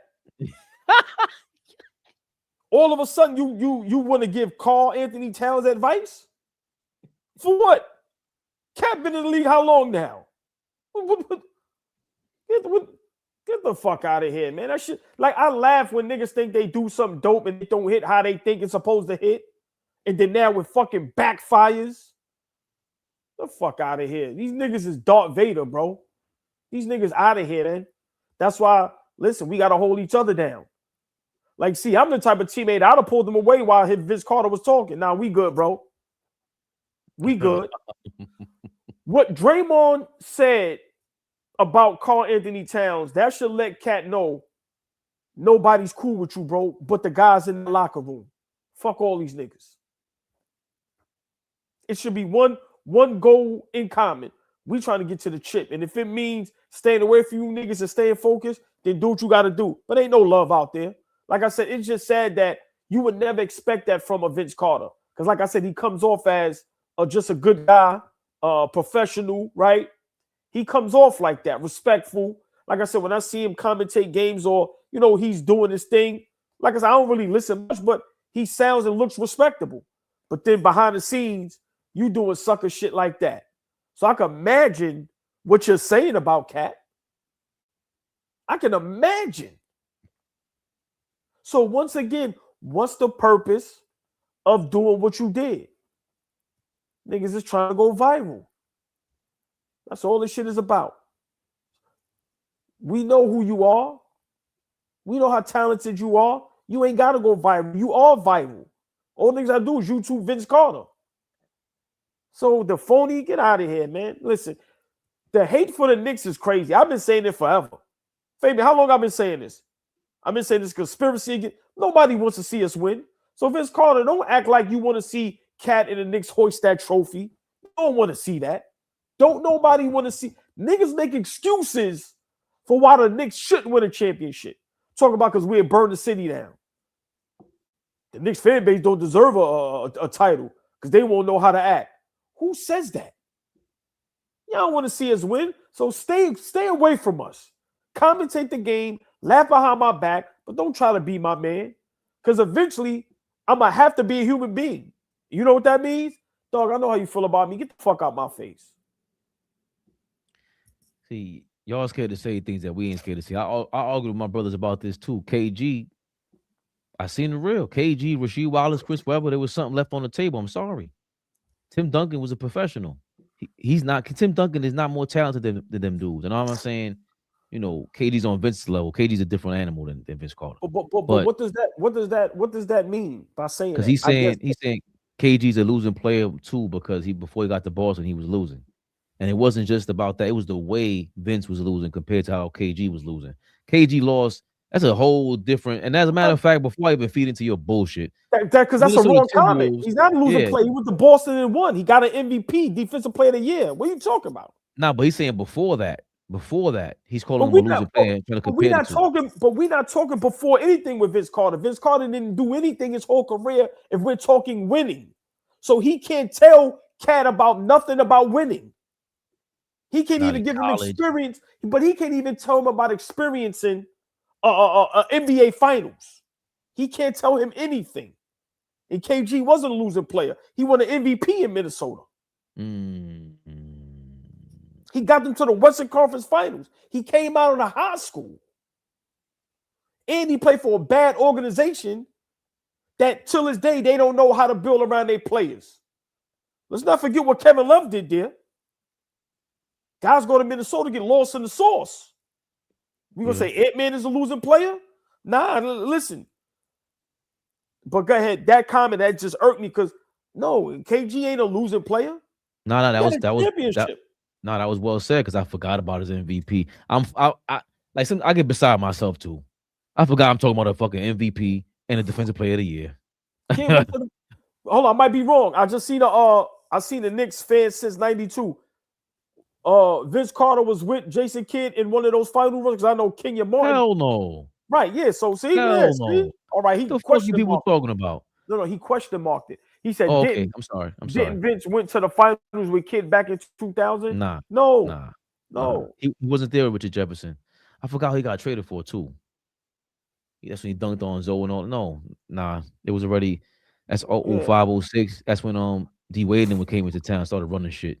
It was over by then. Vince's whole run was done because now you got the new crop of dudes that could yam it, and now they're gonna develop their game like the way you should have. D Wade and LeBron and them boys. Huh? But Fabian, don't let them trick us. This is about we holding our guys down. This is about us being diehard Knicks fans and not allowing nobody to do sucker shit to us. Yeah, we exaggerate. Vince Carter's a great player. He ain't no bum. He ain't no scrub. My beef is either be an OG and a big bro or don't. Don't do no sucker shit behind my back, then try to big me up. No, we gonna catch you, nigga. And no matter how y'all feel, Knicks Rehab, we holding our guys down. Yeah, we curse them out. Yeah, we mad at them. Yeah, we say crazy shit. But we ain't gonna allow no outsiders to do that. Get the fuck out of here. No, not on our watch. Story B, thank you for your $4.99. She said everybody thinks it's cool because his own fan base shits on him. Not me and David Smith though. He earned that. He did that on his own, man. Look, we were shitting on him up until when he started balling. And again, we haven't been talking about no numbers. I don't know what the fuck he's averaging. I said, he ain't even a great rebounder like that. And it's still like, I like what he's doing. He got 6. He used all 6 fouls yesterday. Pushed Joker to the floor one time. I'm like, that's how you do it. Save them fouls for the right time. Push them off because Joker pushes you off. Joker grabbed you for an offensive rebound. Look what he's doing. So he was countering him. We seen the game within the game with Cat. He's playing way more discipline. So, it ain't the fan base, bro. We seen Ant-Man call him out in the playoffs. So all of this, these are things that I think we just sound like ball players. That like it's just being real. Them guys are gonna shit on him like that because that's how you're supposed to do it. There's no way you're gonna work with someone and your success is based on your teammates. Also, can they help you out? And they might have to call me out. Yo, not for nothing, you off your game, bro. Like you had a great opportunity right now, and you ain't taking advantage of that. you kind of fucking us up more so than you are helping. Yeah. And Cat got the message, AllBall. Yeah, I mean, that's a great point. Big shout out to Tory B, but let's be honest. He deserved a lot of that criticism. Come on now. Like, we all watch the games together at times, right? We come here after every game. So let's not act like, come on, that 11-game stretch where we were 2-9. Listen, he was, one of the head catalysts of us just looking bad, playing bad basketball. So let's not act like he didn't deserve some of the criticism. Maybe I can talk for me. Do I go overboard? Do I just go out of control? Yes. So, but some of the criticism he did deserve. And listen, he's starting to fight back, and he's starting to understand, and he's starting to play much better. And you know how we are. Listen, I'm a nut. You play bad, I'm cursing you out. You play good, I'm back on your team. But now seeing that sucker shit Vince Carter did, and seeing the sucker shit Giannis did, oh, y'all trying to toy and play with us like we jokes? Okay, fuck y'all then. Let's band together and let's go on this historic run. 1,000,000%. AllBall, we got to get to some of these other trades, because that's what pissed me off more. Oh, we didn't get Giannis, but other guys who ain't even in the playoff run, they just adding players out of nowhere. Finals contenders last season, the Indiana Pacers, they done upgraded. Indiana Pacers here. Our Shams Charania has more. Shams, what can you tell us? Malika, Ivica Zubac is going to the Indiana Pacers. I'm told Ben Mathurin and Isaiah Jackson, as well as significant draft compensation, is going to the Clippers. Still waiting on what that draft compensation is, but clearly the Pacers wanted a center after losing Miles Turner in free agency last offseason. That's what this has been about. They scoured the market searching for centers, whether it was Daniel Gafford, Ivica Zubac, Yves Missy. There was a laundry list of big men that they were looking into and trying to find someone that Tyrese Halliburton was going to be excited about, someone that they could pair with for the next few years once Tyrese Halliburton is back next season from his torn Achilles. But this Tyrese Halliburton, Ivica Zubac pairing is something the Pacers are very excited about. They've landed Ivica Zubac from the Clippers. They have the Pacers do their center of the I future. do have details, Okay. Malika. It's Ivica Zubac and Kobe Brown for 2 first-round draft picks from the Pacers and 1 second-round pick. The first, one of the first is in 2029. It's unprotected from the Pacers. Okay. And then there's another one from this year that does have protection. All right. Wow. A lot of picks flying around in this job. deal It's as well. this year's Shams, first thank you round very pick? much for that insight. We'll let you get back to work. Brian, Hold this the deal is fuck so much on. bigger than just Ivica Zubac. Before you talk, Brian Windhorst, hold the fuck on. They traded this year's first round pick, AllBall. That's protected. So that means, I guess if they land the first pick in the lottery, they're gonna keep their pick or whatever, but they're gonna be in the lottery. I don't even know how that shit works, man. But 2 first-round draft picks for Zubac. I mean, I like the guy. I seen Kawhi yelling at him the other day. Clippers in full blow-up mode. They had enough. They rebuilding. Listen. And, I have a great idea for before you go, teams were calling the Clippers to see if to check on Kawhi Leonard, and the Clippers were allowing Kawhi Leonard to go up. Yo, whatever they got going, Kawhi Leonard got them by the balls, because that aspiration thing, the lawsuit, fucking Pablo Torre, all that stuff. That boy. They scared to death. Listen, that smoke is thick, because for you to say, yo, Kawhi, you want to go? Would you like to leave? You could choose where you want to go to, brother. Get him out of here. You want to be able to be on good terms with the guy with all the dirty laundry. He knows where all the bodies are buried at, AllBall. But I digress. Clippers blowing it up. Pacers added Zubac. Halliburton's down. That means next year they got another guy in that rotation. Come on, the evil genius himself, Jim Carrey. I mean, yeah. For Pacers, me, that's a great piece for Indiana, right? That still doesn't make them better than us, but they got great coaching over there. But for me, this is about the Clippers. They're rebuilding. They rebuilding, and listen, they're gonna have a lot to work with draft picks, cap space. They need to go get Ja Morant. They got to listen. That stadium, listen, is still a business. You got to attract fans. You need people to spend money. You needed to be sold out. LA is perfect for John Morant and not the Lakers, the Clippers. There's no pressure to win a championship. Just go over there and be great. So I think the Clippers did rebuild. I think eventually they're gonna have to get a new head coach. But I would love John Morant with Kawhi Leonard. Kawhi Leonard is going to retire a Clipper. He's comfortable. He's at home. He's a low maintenance as far as social media type status. He's low maintenance when it comes to that. He don't care about none of that. Giannis got his 2 championships, finals MVPs. Everybody know, not Giannis, Kawhi Leonard. Everybody know when Kawhi Leonard is healthy, he's one of the best players in the league, probably one of the best two-way players to ever play the game. So for Kawhi Leonard, I think the Clippers don't really have to worry about him. I think, eventually once his contract is up, it's over, right? But the assets that they're getting, I think in another year or two, you get a new head coach over there, you got a new building, you got a great owner who just loves to spend money and loves the game. Listen, they could build correctly if they do it right. They need a good GM and they need a good head coach, and they'll be just fine. But look at the Pacers. That's another team in the East we got to worry about next season. Because if they get another piece, now you got Halliburton, Zubac, and if they get somebody, make another move to go over there with Rick Carlisle, that's listen. They still got them guys over there that get on your nerves. They got a whole bunch of little guards. I don't hear nobody complaining about them. They was in the finals. So don't tell me we can't go to the finals and be successful with little guards. Pacers got some. So I think that move was great for both teams. And I'm going to be honest, Zubac deserves better. Zubac, the Clippers is a mess. Zubac is starting to sin as like a top 10 center in the NBA. Right? He's got way better offensively. So I think he's going to be a problem in the East. He's going to give guys like Cat and, Giannis and Embiid, like, he's tough, man. So I think that was a great move. But before you go, just look what happens when you have draft capital.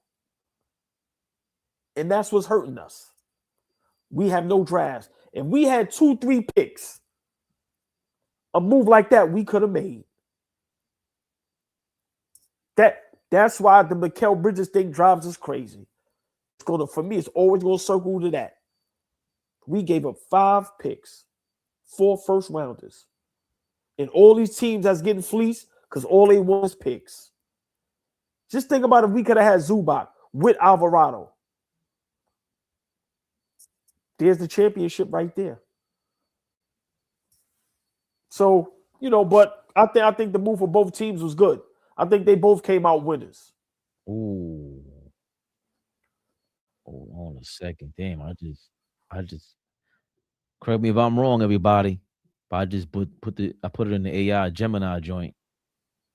The Clippers actually get the pick this season, 2026, if the pick lands at the number 5, 6, 7, 8, or 9 spot following the NBA draft lottery. Indiana retains the pick if it is a top 4 selection, 1 through 4. If it falls to 10 through 20, or if it falls 10 through 30. So this is a weird, wow. The way they do shit is crazy. That must be some sneaky, negotiation that takes place where if we give up a first round pick, when you trade first round picks, you're not allowed to trade them again or something like that. Like, you have to be careful how you trade your first round picks, which is why OKC is careful with how they dish them out, even though I think they get Philly to get the kid McCain. But so the Pacers will keep the pick that they traded to the Clippers if it falls in the top 4 selection or 10 through 30. 10 through 30 range. The Clippers will get this year's pick, first round draft pick from the Pacers, who are a bad team this season, if it lands 5, 6, 7, 8, or 9. So 5 through 9 range, that has to land for the Clippers to go get that pick.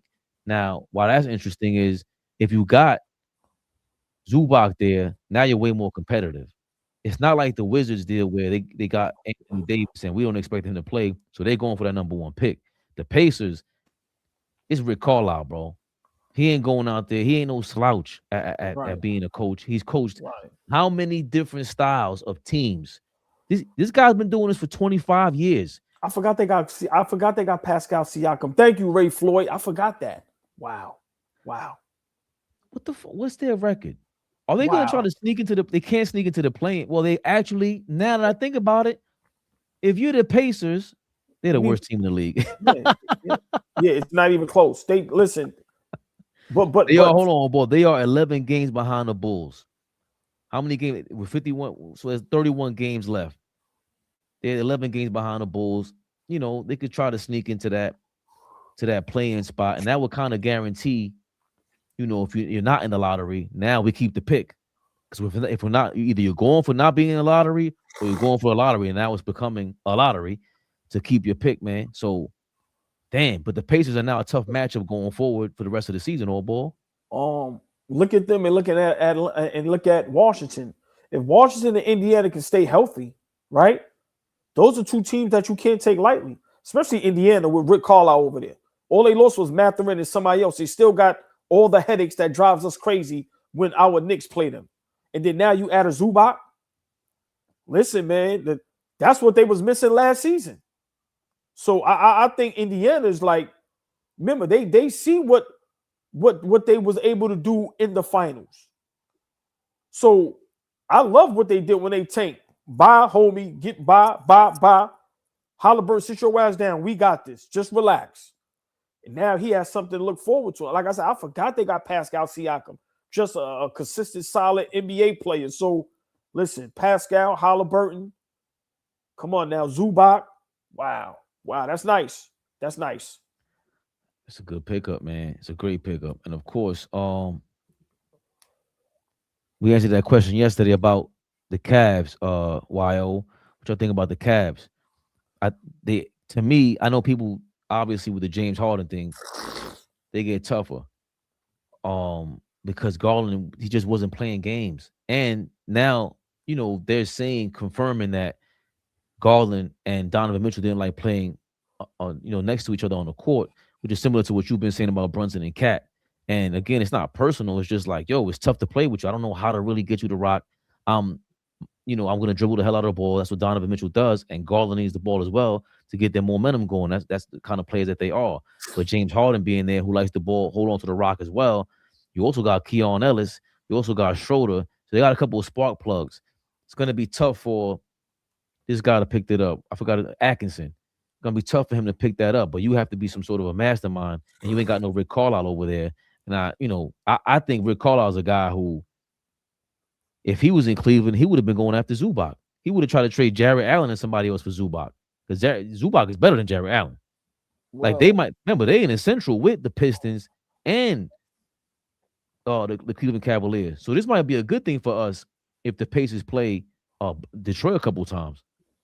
The Cleveland move, I like it a little bit. I don't love it, but I think eventually it's going to be a good move. I'm not a big James Harden fan, but we have to be honest. He's going to unlock Mobley and Jarrett Allen. Let's be for real. What he was able to do in Houston, Harden, with Capella, like, he makes everybody a lob threat. So now Mobley and Allen is going to get at least 10 to 15 extra points between both of them just because of James Harden, right? And let's be for real, that unlocks Donovan Mitchell even more, because at times you may have to double team James Harden. Listen, we know he flakes out in the playoffs. We know he's just playing for the money, but let's be for real. At this point, he's still a better basketball player than Darius Garland, and he's more healthy. And remember, he's going to win you a game in the playoffs. He may not win 2, 3, 4, 5, but he can get you one. So, and I just think what he's going to do for Mobley and Garland, that's what's going to be underrated. Like I said, I'm not a big James Harden guy, but listen, his lob threat is crazy. He made Clint Capella a threat when they was in Houston. Clint Capella got $100 million, I think, from Atlanta. That's because of James Harden. Because he's getting you 10 points just off that play. Because he's so much of a threat once he's in that mid-range. If you throw two guys at him, he's just going to lob it right up. So I think depending on, like you said, the coaching and how they coached, they can be a little bit of a threat. But like I said, it's still the Cleveland Cavaliers until they prove themselves, until James Harden proves that he gives a fuck about basketball. I think they're going to be who they are. But I still like it better than Garland, just to be honest with you. Real quick, let's see what Jeff Teagan and boys had to say about that Vucevic deal to the Celtics. Another trade. Boots finally free, man. Oh my! Finally free, man. He deserved. He was begging for it too. Like he was. I was tired of seeing him in the Bulls. Like, please get me out of here. How many years did he do there? 12. After that last quote, he said, "I'm tired of being a player behind Miami." He was very specific. Please let me leave. Anthony Simons is a Bull now. I know he mad too. Booch is a Boston Celtic. How I feel about that? I don't think he give a damn, bro. He do, bro. He just want to go get buckets, bro. He about to over there though. Nah, he about to trade. I was gonna say it. He need to be on the move again. Yeah, he could help a contender. Yeah, he could help somebody like he could, because he was killing a plug and play motherfucking 6 man. bucket. Yeah, he need. Bro is nice. Nah, if I ain't gonna say if all fails, but how would you feel being if they grab him? Who? Anthony Simons, because I know they wanted. Yeah, I mean not the Rockets, the Timberwolves. I'm cool with that too. Hell yeah. Get another bucket off the bench like that. He's Anthony Simons is raw. Yeah. I'm rolling. I just don't want to like see him him with the Bulls, but business is business. Yeah. How I feel about Vooch with the Celtics. Love it. 25, bro. Love it. Yeah, they needed to be fire. They talk about his defense, but Vooch is 20 and 10. Yes. That defense terrible, but yeah, nah, we can figure it out. Yeah, I cancel out on the other end. We can figure it out. He gonna be he like the. I'm gonna kill my whoever guard. He the missing piece of what they needed. Him be able to shoot the ball like he can. It's a fact. Guaranteed bucket down there. But Yes. that defense, And my boy rebound. Joe gonna hold him accountable for sure. So it might be a little better. Yeah, he'll respect it. Yeah, I ain't mad at it. That's a hell of a pickup for the Celtics. Yeah, boy. Yeah, for sure. All right, thanks for your lackluster analysis. What the fuck, man? Thought y'all had something good to say, very but dry, yeah. yeah, I think Vucevic all balls to the Celtics. They didn't have him before, and Anthony Simons, he played well for them, and Jaylen Brown spoke highly of him, how he fit into their culture. But Vucevic is another guy who he looks like he should be wearing a Boston jersey. Like, no points made there. You take it how you want to take it, but another threat. The Boston Celtics. Tatum said he's not coming back. The last we heard wasn't going to come back, but Jaylen Brown in MVP mode. This is going to be back to the Jaylen Brown Tatum conversation. Might be had again by the time Tatum gets back. And this time they might have some more help with Vucevic, AllBall. I mean, I love the move, and I can't stand Boston Celtics. Like I'm one of them type Knicks fans, right? But this is basketball. We got to be honest. That was a great move. I always tell you, as good as Anthony Simons was playing, you're in Jaylen Brown's way. You have an MVP who needs more field goal attempts. You have a guy like Anthony Simons. No, we play the same position. Bye. Especially when we know Tatum may come back this season. Well, he definitely be back next season. So I think that was a great, loose, sneaky move. I think that's going to make them that much better. And let's be for real. We played them in the playoffs. Yeah, I'm taking us, but that's going to be a dogfight. If Vucevic is going to be a factor. He's 20 and 10. He's a big body. He can stretch the floor, shoot the three a little bit. Damn near 40%. So I love the move. And I get what they're saying with the defense. Flea's big on defense, right? But I think Boston, with that coaching staff, who are very smart, they're going to figure out a way to hide it. Yeah. You know what I mean? So, especially with Jaylen Brown being the dog he is on the defensive end. So, that move was a good move. Like, I think that was, my opinion, I think that was the best move in the trade deadline by the Boston Celtics. Because it was unexpected. And to get a guy like that who seems like he just fits with the Boston system, I think that was the best move in the NBA deadline this season.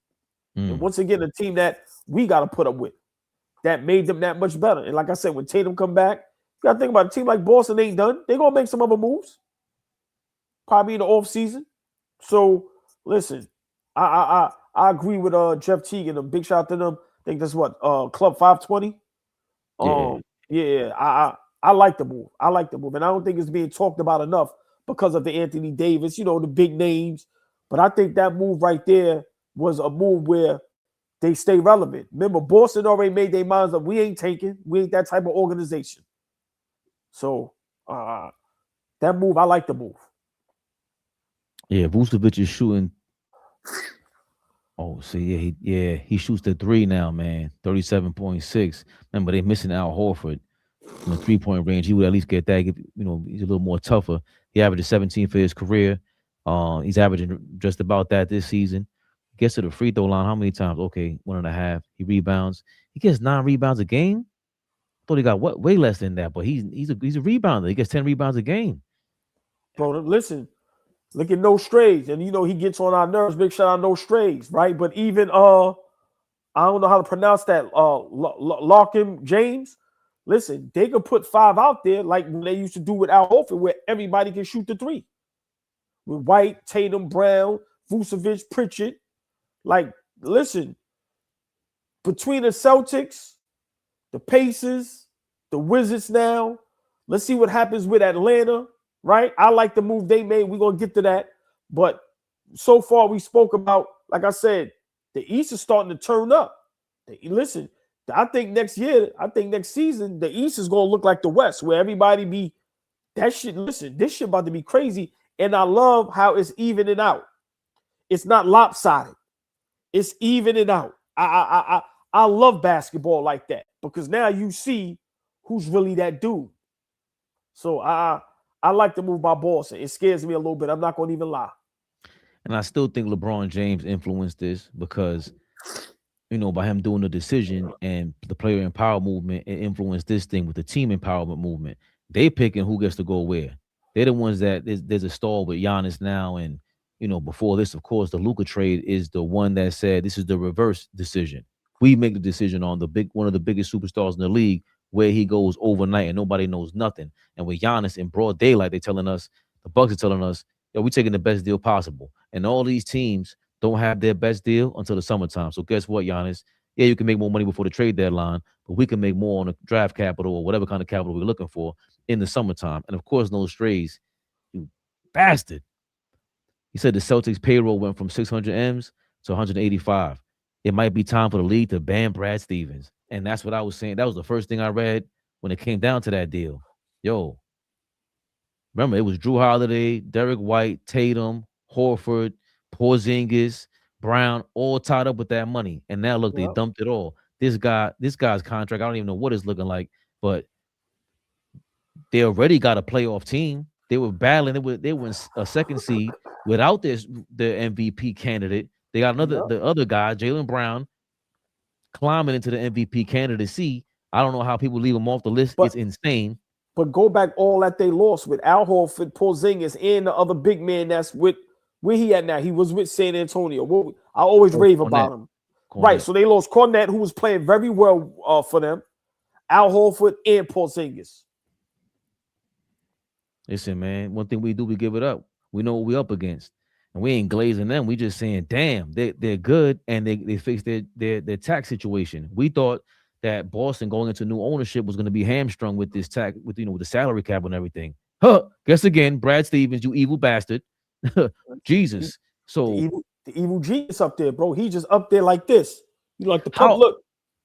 Puppet master, but how much of an evil genius are you when you say Danny Ainge is leaving? Oh, I can handle that. Let me get that. And then I'm going to put Ime in the spot. Like, think about the rotation, the chain that they got going on. We can't say we could do that. We can't say Mike Brown goes to be a general manager and he picks a new coach. And what teams can actually say they can do that? Doc Rivers to try to imitate that situation to disastrous levels everywhere he goes. So what Boston is doing just as an organization, this shit is top notch, man. Well, Fabian, we one thing with AllBall TV, Knicks, we give it up. Pause. We give up props. They've been doing this since the Bird days, bro. This is why they have the second most championships in NBA history. I think the Lakers now is number 1, right? However, I think Bill Burr said some ill shit one time. Bill Burr's from Boston. He said, "Right, that's my dude. Fuck them 5 chips from Minneapolis. They don't count. Y'all got 12." Right. But Boston been a great organization and know how to maneuver. Have been having great front offices since the Bird in them days. So it's not surprising. You know what I'm saying? And with us, we haven't won in so long that we don't have nothing to hang our hat on, right? So until we get that one, listen, there's nothing we can do about it. You can't even compare no front office to Boston because they've been doing this for 50 years. Since God rest his soul, the great Bill Russell and them, they've been doing this. So listen, they have a standard that they set in play and they go by it. They go, we refuse to be like shit. We refuse to put out a product that's shit. And if we ain't shit, we gonna fight in battle. We ain't taking no. So you got to give him props for that shit. This shit is crazy, bro. I don't. Only OKC. I mean, OKC is probably the best front office. They got to take the cake because they won the title and they got so much draft capital. It's insane. It's insane. There's another trade that went down, AllBall. Jesus Christ, it's time from west to east. It's been a long saga with the Golden State Warriors and Jonathan Kuminga and Steve Kerr. And they decided, hey, let's trade Kuminga to Atlanta for Porzingis, which y'all definitely ain't trying to win. They screwed over Draymond Green because they said, Draymond, guess what? Get your bags ready. Honeymoon's over, dog. Marriage is over. But here's Gilbert Arenas and them talking about if the trade made sense on the Kuminga side and the Warrior side. Thoughts on the trade? I don't know what the Warriors doing. Not getting Giannis. You know, you give up two guys who can go for 30 any given night. Kuminga, he's going to a team with Quinn Snyder, who's a good coach, develop young players. They have a good young core over there. So he's definitely won that trade. The Warriors getting back Porzingis. He's only played 65 games, maybe one time in the last 10 years. So at this point, I don't really know what the Warriors is really doing or thinking, but, thank God Kuminga got out of there and now he can really go to a system where they're young and, the future is bright. Thoughts on the trade? Damn. So they I don't know anybody who's really up on this trade or who's really clamoring or just saying that they did a good job on it on the Warriors side. And then even with the Kuminga side going to Atlanta, that's more what I'm focused on, of course, being a Knicks fan. What are your thoughts on the Kuminga to Atlanta trade for Porzingis? I've been saying it. Remember, I've been on that train by myself. Kuminga is a good player. What I've been saying, he's what the league is today. 6'7", 6'8", athletic, and can score the basketball. I love the move to Atlanta because he's around guys his age, his skill set. Atlanta's going to be a sneaky good team. They get one more piece. Atlanta is building they're building a tough little team over there. Some guys that can defend, or a whole bunch of wing players, talented, athletic, fast. So I like what Atlanta did. But from the Golden State standpoint, listen, now you can package up Porzingis and Draymond Green in the offseason with some picks and make something happen. That's how I look at it. I don't think that Porzingis move was to help. We know that ain't helping Steph Curry. But like I say, you still have Jimmy Butler. So now what happens if Giannis really want to be in Milwaukee? Take Porzingis, take Draymond Green, take Jimmy Butler, take another two young players we have, take whatever picks, buy. So I think from that standpoint, that's what the Golden State Warriors did, right? You listen, the season is over. Y'all not good enough. Y'all had to do something, right? You had to do something. So I look at it like that. I think Atlanta, I think that move was a very good. I don't think it was as good as Boston, but I think Atlanta made a very good move. You get a shooter in Buddy Hield. Like I said, I'm not a big fan of him, but he can't get hot. And like I said, you get a guy like Kuminga with that coach, with those type of plays in that system. Listen, he's going to flourish, and he's on the East. So I like what Atlanta did, but I don't feel bad for Curry. Bro, you should have been left. Should have been left. You niggas is taking all this money. You, LeBron, KD, like you niggas is really taking 40 to 60 million a year. And then we complain that y'all got a bad team. Y'all can't sign and build that. Y'all taking all the money. So I don't feel sorry for him, but Golden State is a smart organization. Like I said, they're going to have enough pieces in the offseason to make a big move. Because now, like I said, you have Porzingis. You have Jimmy Butler. You have Draymond. You have Moody. You have some young players. So I look at that from that standpoint, but I'm just happy for Kuminga. Like I said, he was over there in jail. I don't know what Kuminga looks like. Everyone is he's just clearly just athletic. He gets to the basket and he could be a highlight reel, on the offensive end. Defensively is where I'm going. if he is anything defensively, that's a real thick perimeter defense. Baby, he just got to be able to remember just get in the passing lanes and just be able to stay in front of his guy. Bro, he young, he athletic, he's 6'7", 6'8". Like I remember what I told you.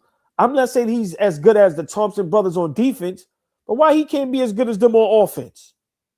So now, like you said, I'm telling you, Atlanta got someone. I don't mean to cut you off, but I'm just saying he doesn't have to be a great defender. He just has to be able to defend and not make many mistakes.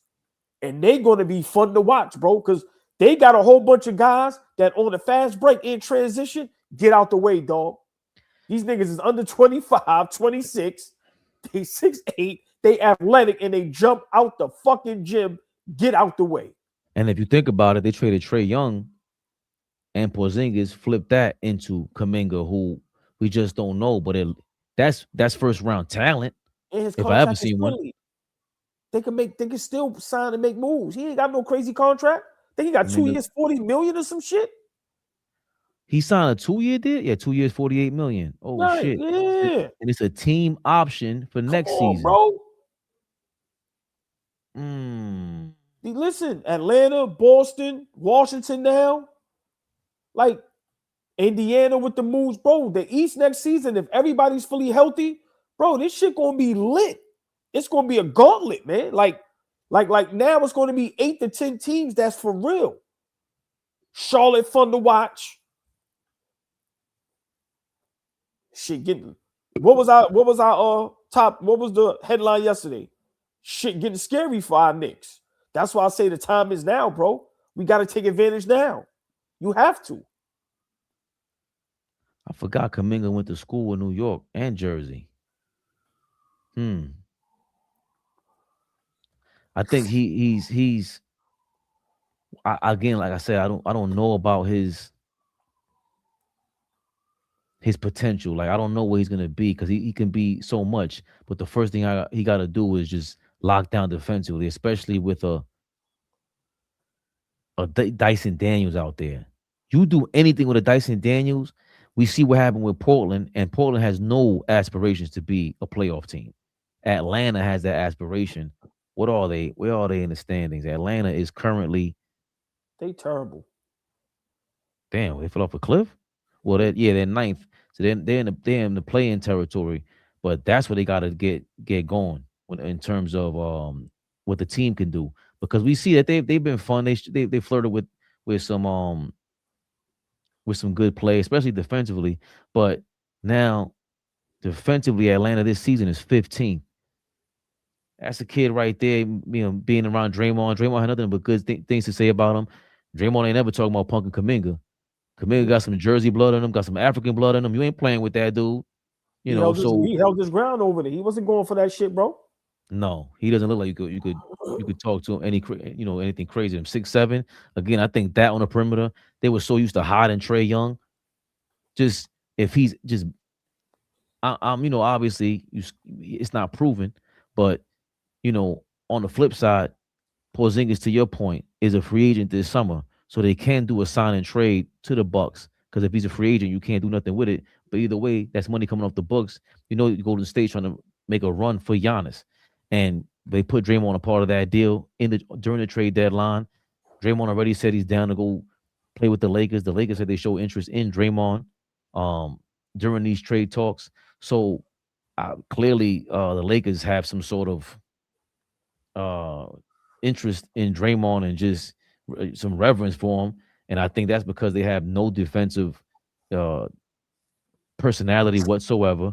And clearly there's an attachment with LeBron James there, but they already said that they don't even want to keep LeBron. This is the last season for him. So I'm not even sure what that's about. But I would guarantee that Draymond is going to go somewhere and want to play with LeBron.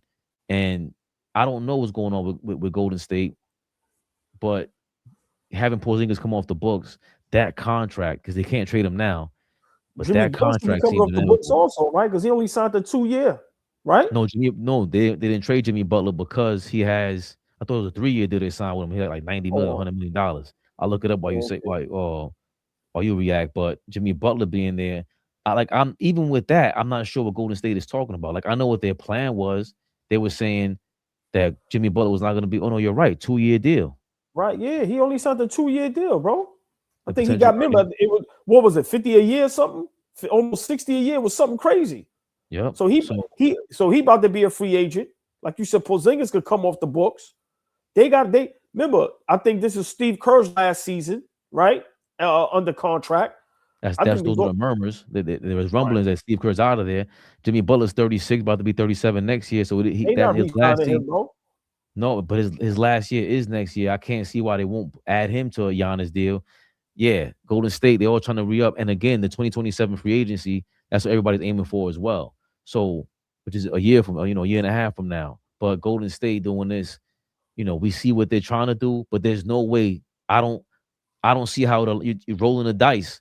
At some point, is gonna get there. It's gonna hit a point where Steph Curry is gonna have to start thinking about what you've been saying for a while. Might be time to go visit Charlotte and come on home, bro. I mean, Charlotte, or like I said, you try to go somewhere where you're gonna compete for a championship. Because like, okay, if you go to Charlotte, don't go over there and take $50 million a year. Then, if you're going to help a team, help, right? But I think Draymond Green, if he does go somewhere else, he's going to see how lonely it is at the top. Bro, if he ain't going nowhere where somebody is a threat like Curry, what is he going to do? Like, let's be for real. If he goes to the Lakers, what shooters do they have? What is he doing over there? Bro, Draymond Green is not stupid. Draymond Green 9 times out of 10 is going to retire a Golden State Warrior. Unless somebody offers him some crazy money, bro, he's not going to be successful nowhere else. That shit ain't working. It's just not. I'm sorry. So, but like I said, I think Golden State Warriors are setting themselves up. And they got to start setting themselves up for the future. Like I said, Curry ain't playing another 5 years. And if he does, not at this, so I think they going to be okay. And like I said, I love what Atlanta did as well. I'm gonna save your comment, Jam Rock, because we got 3 seconds for that. This is Steve Kerr's reply or comment to the John trading away Jonathan Kuminga. This is Steve Kerr to ESPN on Jonathan Kuminga's 5-year Warriors tenure. Damn, he's on the Warriors for 5 years? That's crazy. I think it was a tough situation for everybody, given how raw he was when he got here, and given we were still playing for championships. He needed the runway to make more mistakes. He needed the experience of being in the NBA and understanding what it was about. For him, it was very tough not being allowed to make those mistakes. For us as a staff, it was tricky trying to develop him while we were trying to win. I think it's as simple as that. Everybody liked him. I liked him. He's a really good guy, very personable, well-liked in the locker room, just a tough fit. Just a tough fit. And I always repeated that, like, everybody can't play around Steph Curry. Every system is not for everybody. And I've just found it tough that you didn't find something different for this. Like, you were able to get Andrew Wiggins for 1 year. There were talks about them trying to get Andrew Wiggins again, who, by the way, like, guards, SGA the best in the league. But now you're rolling the dice because he just said the key words. It was tougher to develop Kuminga when we were playing for championships. Are you going to be playing for championships going further, especially with the departure of Draymond Green? You ain't going to have the same kind of DNA that you had the last 15 years. So Kuminga leaving, this opens the door for a new era. It might be just time to let him go, bro. Steph Curry's era is done, and do you want to see him go out, like Dirk and them? Because that could be possible. Can you, do you want to just, is it the way to go, man, the business now? And maybe Steph Curry says, I don't want to put on another jersey. I'm going to just ride this out. What is the plan? Because I can't keep hearing championships and you talking about trading this guy to make cap space for who? It's not guarantee you getting Giannis. I don't understand. It's a dicey situation for them all, ball. I mean, listen, everything that's good has to come to an end, and it's okay, right? But the question that people don't ask, and Flea brings it up a lot. Why does it seem like nobody wants to play with Stephen Curry? Why is nobody clamoring over coming to Golden State? Great city, great organization, Steph Curry, everybody says, great guy, great player, right? They say he's the best point guard in the NBA. They say he's the best point guard in the world, right? Say he's the best All point time. guard ever. Right. While nobody's clearing and coming over here. So, for me, it's over. Listen, it's over. I don't know how to say it. Him, LeBron, Kawhi, KD, Harden, it's over. It's over. If you guys ain't going to a team where, like I said, you're the third, fourth option and you understand that and you're there to help win a championship and not be there to be the number one option and think you still a guy from 10 years ago, it's over, bro. I'm not saying they still can't play, but, listen, Curry had problems getting the team to the playoff in his prime by himself. You think he going to do it now? 20 years in? It's over. I said that a while ago. All these guys are staying too long. I don't know what precedent LeBron is trying to set, but Jamal Crawford played 20-something years. Vince Carter played, he's not the first to play 20-something years, right? But you guys, they staying too long, Fabian. I'm sorry. Now, I get it. Who's going to turn down $50 million? The organization is going to pay you that. But you got to take what comes with that. You can't build a good team around you. Y'all going to be dog shit. So I think all these guys are staying too long. Listen, you guys hurt their legacy. I'm sorry. People could think your legacy is cemented. Just imagine if Jordan played for the Wizards for 8 years straight. Are you kidding me? That would offset everything you did. What? So that's how I look at it. Imagine Jordan played for the Wizards for 8 years straight. And that's what was going on. No playoffs or first round or, bruh, y'all staying too long. For what reason? Don't know. But, hey, who am I, right? I don't know what I'm talking about. A lot of money on the table. Yeah, a whole lot. So we're going to revisit some of these trades real quick and wrap this up. James Harden to the Cavaliers. These are the highlight blockbusters. James Harden to the Cavaliers. Anthony Davis to the Wizards. Trae Young went to the Wizards as well. Jaren Jackson Jr. went to the Jazz. Porzingis went to the Warriors, and that's what brought Jonathan Kuminga to the Atlanta Hawks. All things, Vucevic going to the Celtics is the best deal of the trade deadline. I think on the low, Zubac to the Pacers is because it affects next season. And I think that Jared McCain to the Thunder is just a sneaky great pickup because it's like Caruso. You ain't got to play. Just go practice with us real quick. And then, of course, the most underrated move during the trade deadline. Maybe the best move in trade deadline history. The Lakers got Luke Kennard.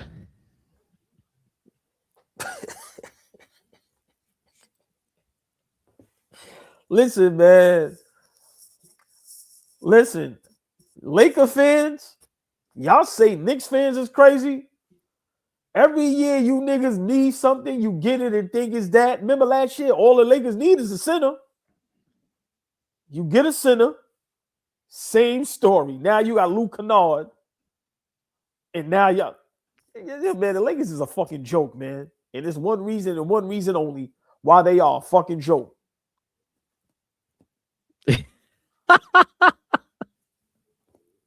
You see that dumb shit they be doing now? He throw the ball way in the air when it bounced. He grab it and they all squat down. While he was doing that, LeBron has a new thing, like during warm-ups or whatever. He throws the ball way in the air, right? When it bounces, when he catches it, he squats and the whole team squat. You know what Luka was doing while they was doing that shit? Playing soccer with one of the other teammates with the ball. So when y'all talk about the Lakers got Luke Kennard, get the fuck out of here. Fabian, you got. I don't know if you got to see this dumb shit. I seen it. Come on, bro. I'm not watching that shit again. I didn't even see Luka doing that though. That is hilarious. Yeah, somebody showed. It was somebody showed on their page. They're like, yo, look. They said, look what Luka doing while LeBron is doing this, and it showed while that shit was happening. Luka was playing soccer with the basketball with another player.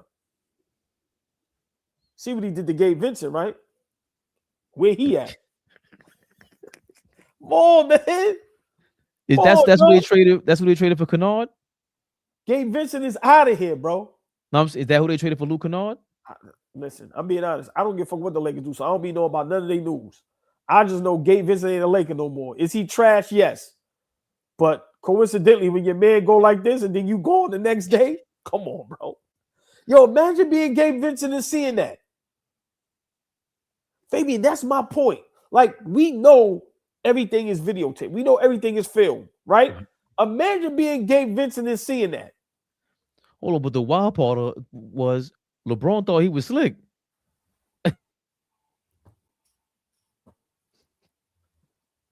You really thought nobody seeing you, dog? Yo, that's like when he got hit and he's on the floor, fake flopping and faking, and he looked to the camera like nigga was like, look. Yo, there was a dude, I think, what's his name? Big Cat, something like that from Boston, where he broke down the worst like LeBron cry for attention. It was about a fight was about to happen, and LeBron limped his way to the middle of the fight just to get in the middle of the camera. No, yo, man, you got to see the one where he did the Rock. Remember when the Rock got hit and he fell and did like a flip, right? Like he just was extra.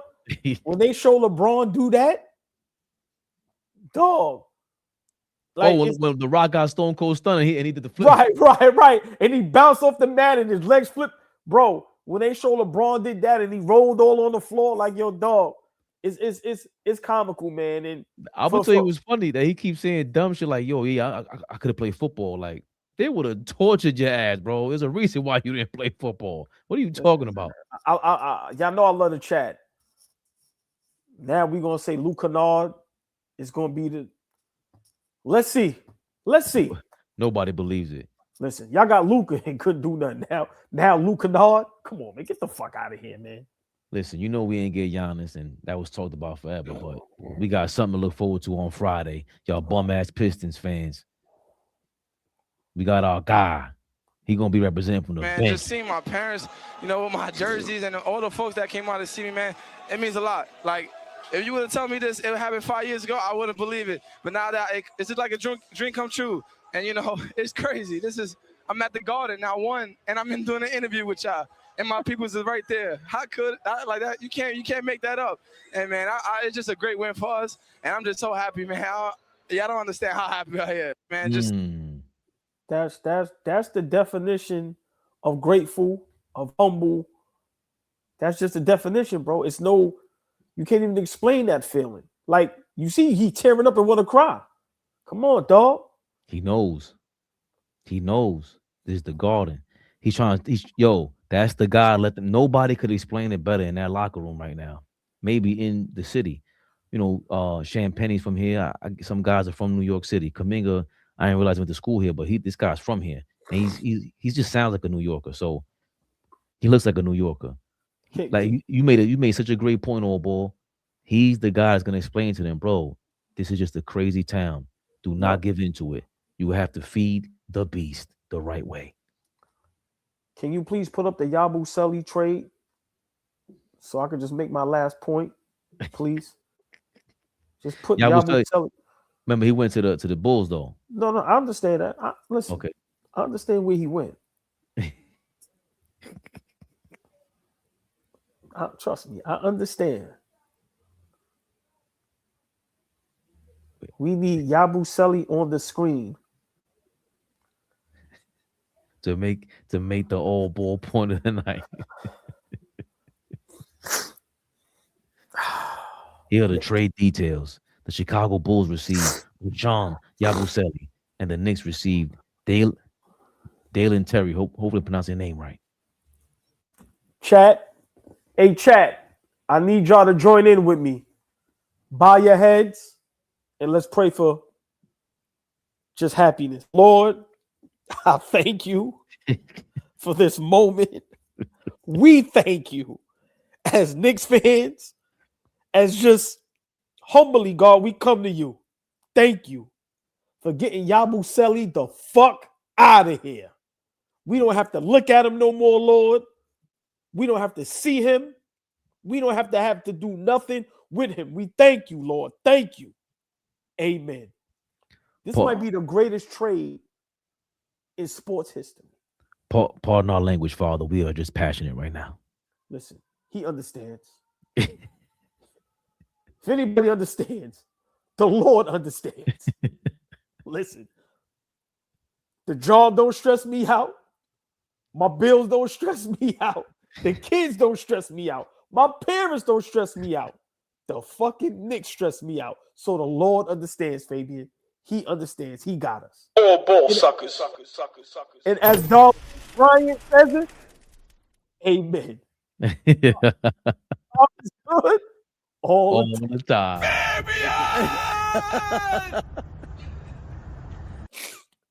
Yo, you ever see when Candace Owens was at the Breakfast Club and they were like, let's see how black you are. And they said, and Jess Hilarious said, God is good. She said, yeah. Yes. You ain't black enough. Right. Yes. Yeah. What? She was like, yo, I was trying to help you. Like, where the fuck were you raised at?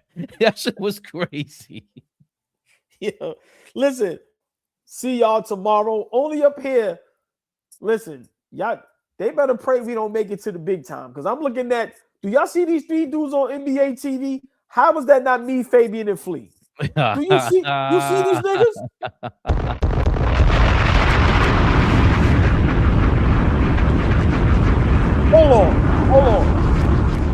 Hold on. 30 seconds. Everybody in the chat, please, right now, turn to NBA TV. Everybody in the chat, put a Josh Hart up if you turn to NBA TV. Please hurry up before it goes to commercial. And tell me that don't supposed to be us three up there. Do you see them niggas? Let alone, I know they never played the game. They look like they never watched the game. Do you see these niggas? NBA TV. I'll do that for free. I will do that for free. Fabian, you see these three niggas up there? And don't think for 2 seconds that we can't do this uncensored. Oh, listen, man. We like chameleons, man. Look. All balls suited and booted? Kidding me? Look, Bobby Rich said, I ain't pay my cable bill. Listen. Fire, look. Fire stick. Listen, I ain't got no cable bill neither. I'm trying to convince my pops and moms. Let the cable go, bro. Let the cable go. But real quick, Fabian, these niggas look crazy up there, dog. Come on, man. I will get in the gym. I will go on a diet, everything. Let's get right. Put us on NBA TV. It's no way in the world. If I ran NBA TV right now and you know how you just be at and you just happen to go, I'm making a phone call. Hey, man, them three niggas, get them niggas in the gym. Get them a wardrobe person, get them everything. You niggas look crazy up there. Come on, man. Tomorrow, we live for the game? Oh, what? All these Pistons fans? After that, yo, remember we were on the game and we were getting smoked from beginning to end and we withstood it. We were going crazy on Cat. Yo, Pistons fans, where you at? Get ready. Get ready. We live tomorrow, y'all. Live reaction for the game. 7:30, I think it is. What, 7:30? I don't know. No. Let's make sure, because I listen. We don't need nobody. We need y'all in the building. Hold on. Let's see what time this game, because I'm coming straight from work getting my nap. Got to get my nigga napping. Got to get my old nigga napping, Fabian. Oh, listen.